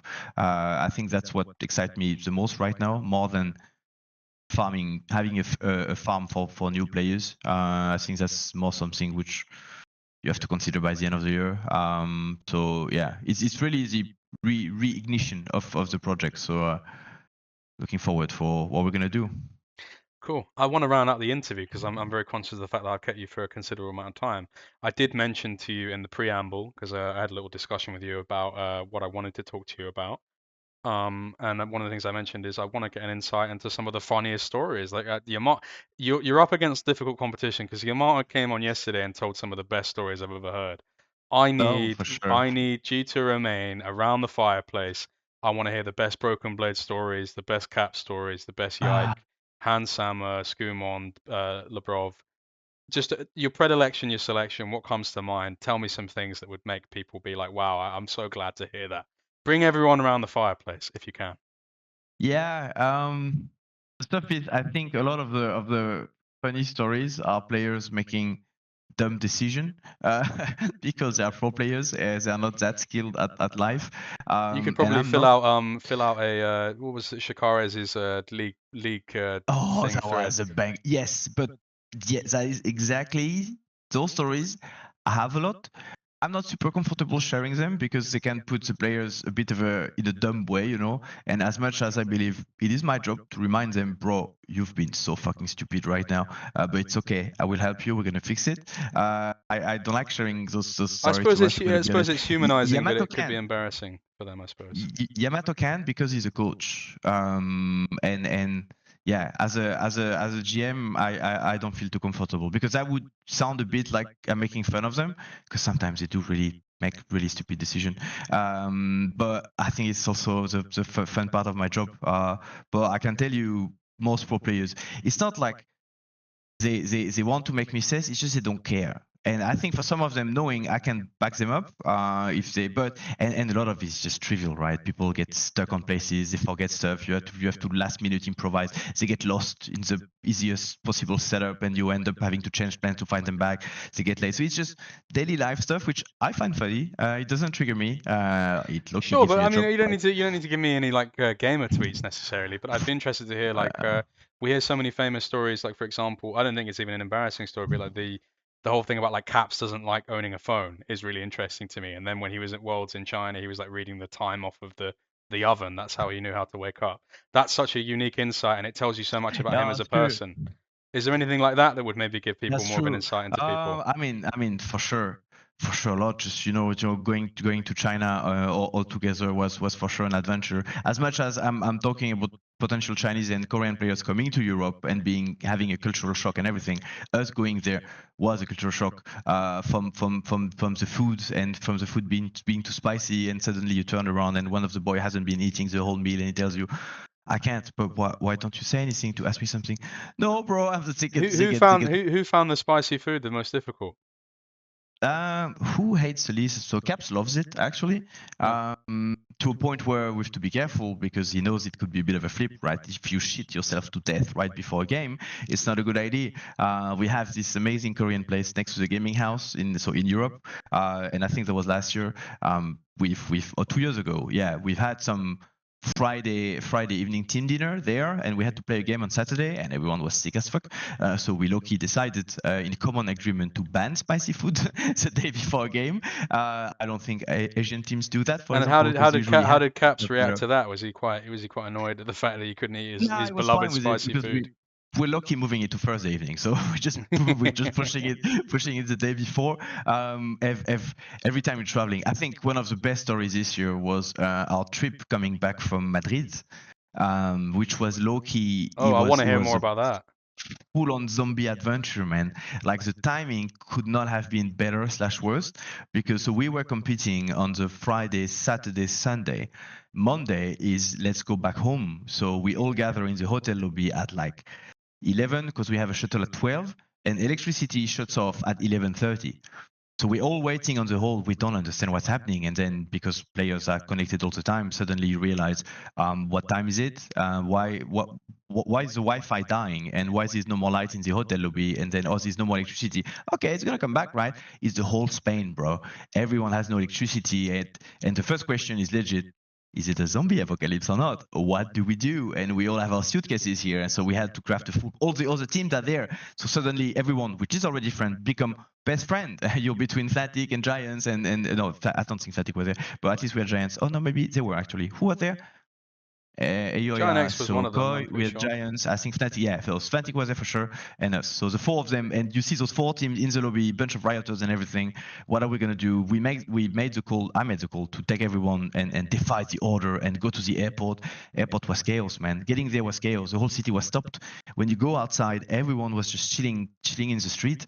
You could see all the businessmen, which are like, there's no more internet. I'm not gonna have to work for the whole day. Give me a beer, bro. Which was really fun. Next to people actually making deals, and you could see them full panic trying to close something because the world was stopping.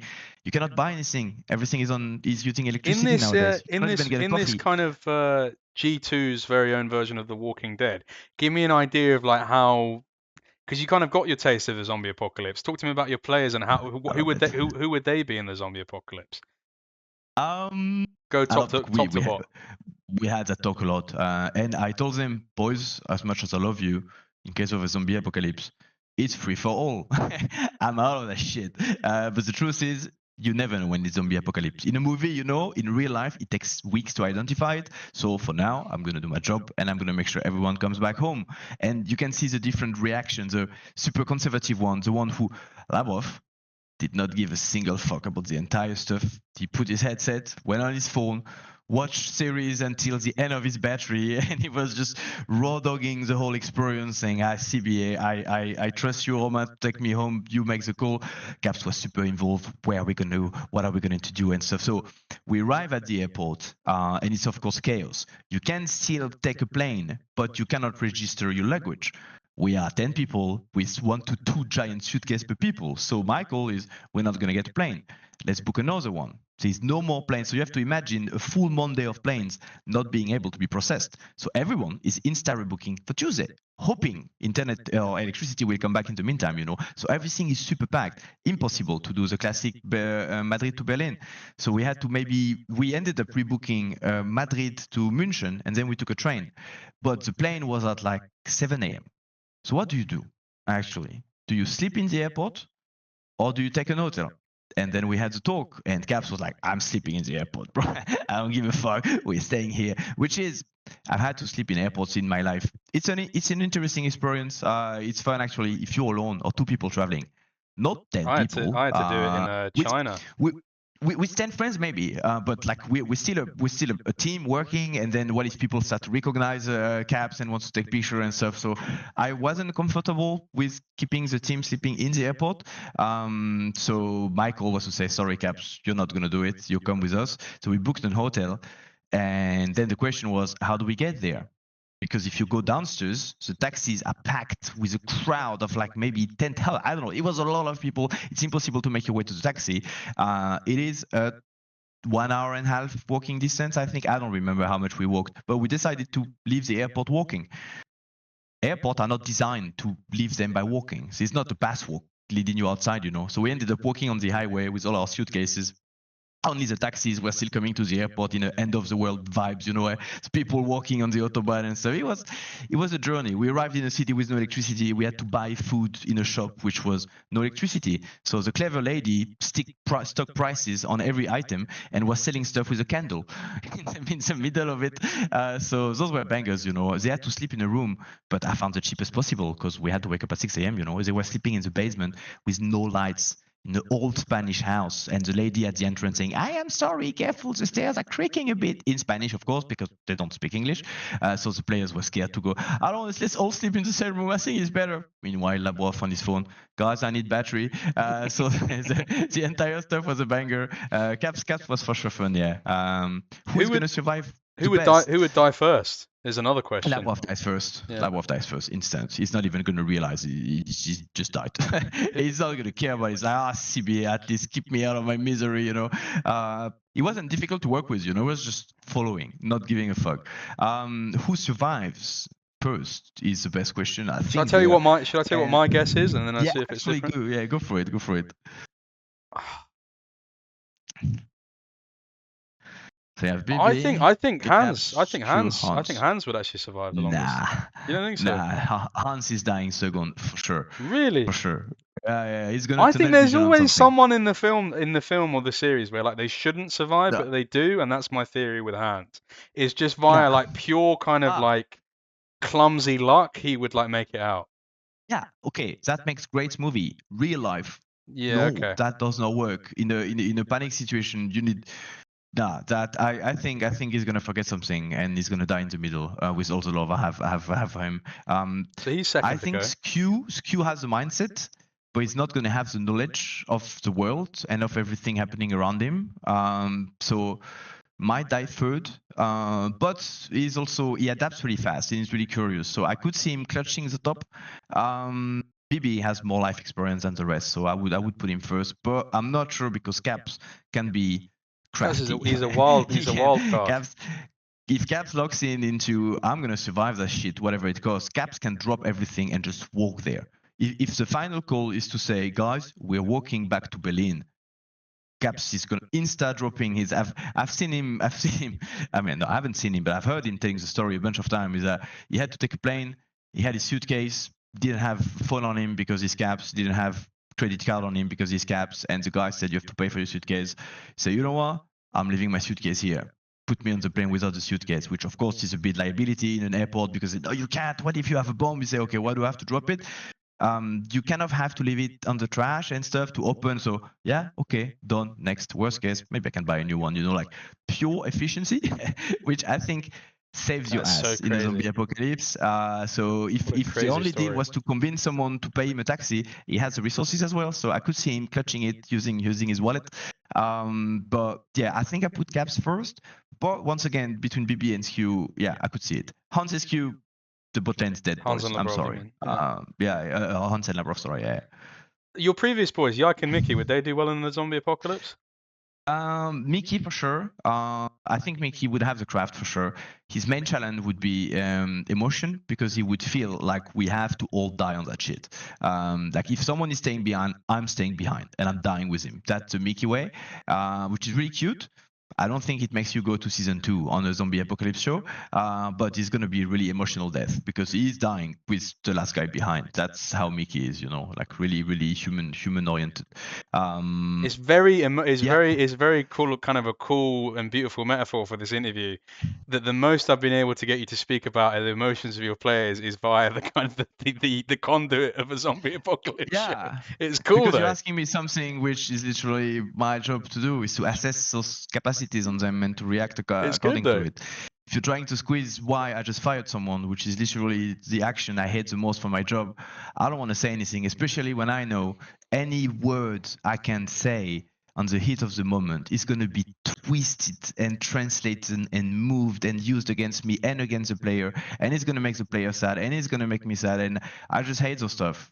Those were hard No, decisions. They were done, I they were can I taken. can I go next. completely I can But completely understand. your job is to squeeze those stuff out of me because that's what people love drama. That makes sense. It keeps attention and everything. But I'm especially not when it comes to Mickey, where I had such an amazing time with him because, I mean, you know him pretty well, so you know how sweet of a human he is.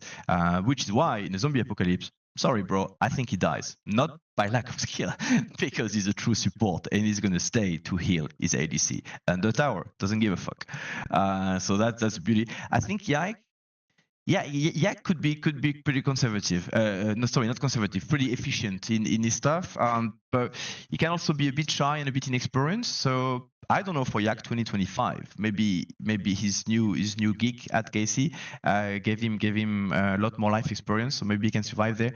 I would put him higher than Hans and Labov. But I think right below BB. But he could clutch it. I could see Yak finding the right angle by being nice to people. He's really good at that. For sure. I think that pretty much, unless there's any other stories you wanna share, I think that pretty much brings us to the end. I'm good. Thank you very much. It was nice. Thank you so much. It's been. I I hope will I say gave you you a are. bit what you wanted. Yeah, But yeah, somewhat, but I will say you are the good. slipperiest fish I've had to deal with. But you've made me a better fisherman for it. Yeah, but I'm not the same fisherman or the same fish as the other one you had, because it's literally they don't have to fire No, no, people. no, don't, They don't. I think can. let's make this very clear. Like, I'm not saying that Okay, as a, good, as a, as a criticism. I completely welcome the challenge. In many ways, you've good. made me up my game over the course of this interview, and it's been very much a back and forth. It's about you I represent a appreciate that. wall at some capacity, and I've had to, Trojan horse some questions in, and Yeah. what I can extract, I can extract. And I just want to say, and make it very clear, because I think maybe people could misinterpret what you just said. I don't believe that I know that you don't believe that what I'm saying is about easing out any drama. It's just about No, I know. what insight can be offered, and I think it's I Of course. completely respect how adept you are at being protective Yeah. of those around you, and I hope that you can respect the fact that in finding solutions we were having a very much a verbal jousting match, and you did give over some answers at some point. It was a very Monsieur DonJake. it was a battle of wits. That's I why I'm enjoyed it here. very much. That's why I'm here discussing that with you, because I know you would just find new ways to get at it. But you don't want to create drama. You just want to create stories. You're good at that. So that makes that makes a lot of sense. And I hope I could still, without discussing too much, give a bit of insight of how a team functions, especially through the last 3 years. And yeah, now it's time to go on a new adventure. Cool. And so 2026, baby. So I suppose my last question would be is what can people expect from 2026 and what's the biggest misconception about G2? The biggest misconception about G2 is probably that we should have changed player. But it's a sort, yeah, which is gonna soon disappear because there will be new stuff around and new drama and new narratives and new stuff. And what can they expect? They can expect us same as 2025 but better. It's a bit of a easy answer, but that's literally why we made those off-season decisions. So yeah. And 2026 is going to be a year of winning. You said it's going to be hard odds, but what can we expect? It's gonna be a good year with a lot of success. What exactly will be the success? Let's see. If the process slash plan slash strategy success is there, on stage success, you can weight the dice. These dice I talked about at the beginning. You craft your dice for 9 months, and if it was a nice dice, he's allowed to go roll at the world's table, and then yeah, then you see. Look at the way T1 handled their dice this year. Beautiful job. A lot of How do respect you for that. So what's your kind of religious, spiritual, or philosophical belief towards luck? Because you look at kind of you talked about the dice roll a lot during this, and you rolled badly. Yeah, Is G2 old? it's a good question. Is G2 owed good odds? Are you owed a good roll? Because the thing is, gambler's Uh, fallacy. You roll bad so many times, the next roll uh, should be good, right? that's sadly not how a statistic works. You can Yeah. keep rolling bad dice, because every time you roll, it's a 50-50, and those stats do not. Every roll does not have an impact on the next one unless you're using the dice and it changes things, right? But it's this luck. Luck is a lot about going for it again and again and again, not trying, going for it, and then it's you. Probably based on the last statistic and the last years, Europe needs to have a team with a great year, dominant year. The meta needs to be on our side, and we need to be sharp on stage when that happens. We don't have to be the sharpest. We have to be sharper than the team we're facing. You don't Do have to you? be the best. You just We have to didn't. beat the team you're facing. So Yeah, we didn't really touch on it here, but just very, very briefly, because immediately sprung to mind.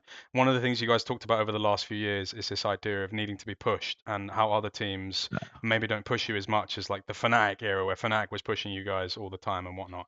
Do you feel like no, other teams not are this pushing year. you?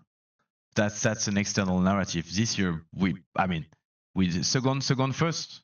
That's usually Okay. we have better result. It's cherry picking. We're lucky to have such a good result. That's the year we had the best result. That was a beautiful start of the year by K-Corp, for example. Like coming year two, which is arguably could be the year one, and going to final and beating us on stage, and then those are challenges. Those make you work harder. So no, that's the biggest challenge we've ever had, which is easy to prove from a pure stat perspective. But you had a lot of good plays and players and teams in the ecosystem this year, so it bangs. In a way, So we made it to 2026. quarter. So 2026, you feel like Europe is in like a really good spot, and you have teams that can Yeah, push you, and not just have it so yeah. that where the only times you guys make major improvements is in internationals. It's not easy, Going from 23 to 24, you're like, yeah, okay, we had a really, really good year. We're keeping everyone's going to be a banger. You also have the pressure of you lose anything, it's shame on you. Yeah. When you enter 2025, you have a new roster, so you hope you made the right decision, and you go on and you see, and the result is good year. Good job, everyone. Not the best, of course, but good year. And 2026 is going to be a lot of, yes, the other teams are really strong, all of them, which is really, really exciting. I think because that's going to force us to challenge ourselves. I'm really excited for 26 actually, even more than 25, because I have a kind of identified quantity on my side. We know how we're going to work and everything. The other teams change a lot. It's good. It's going to be a lot of chaos. I think we're good in the middle of chaos. So That's good to hear, and I'm sure lots of fans are really excited to hear that insight. Romain, thank you so much for being, like I of course, said, a slippery fish, but making me a better fisherman in the process. You've pushed me to my limits, and you've made me be on my A game, and thank you so much for that. And I think a lot of pleasure. people, I want to give the message out if they watch this, they might think, oh, Romain, he's never giving an answer, but you've really made me work for it, and I actually don't want anyone to watch this and think that I'm frustrated by that. I think that what you've provided for me in this interview is a real platform to rigorously work to the max capacity of what I do. And I think as someone fellow that works to the max capacity of what he does, thank you for allowing me to be a professional to the best standard that is Welcome. available to me. Easy, easy. Good talk, Mr. Jack. Good See you talk. in 26. 26, hope so. Hope to be the big comeback. Get me caps. I want caps on the show. I messaged him a little bit.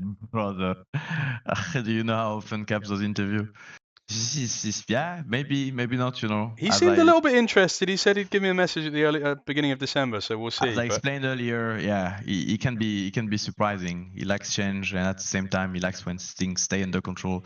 So maybe. we'll see Did what you ask him? happens. He said maybe. He said maybe it's That's. positive, but maybe you can give him a little push towards it. We'll see. In any case, I thank you so am. much for coming I on. think as a manager, you have a limited amount of push you can put on the player, and I'm using them really carefully. And I'm sorry, Monsieur, but I'm not going to use one to put caps on your. You're going to have to earn this one. So when caps comes, you can be Okay. proud of yourself. You really convinced him, not because Of I kicked course. a bit his butt. Of course, of course. But thank you so much for coming on in any case, and we wish you the best of luck for 2026. Thank you Goodbye. very much, Monsieur. Bye bye. Bye bye.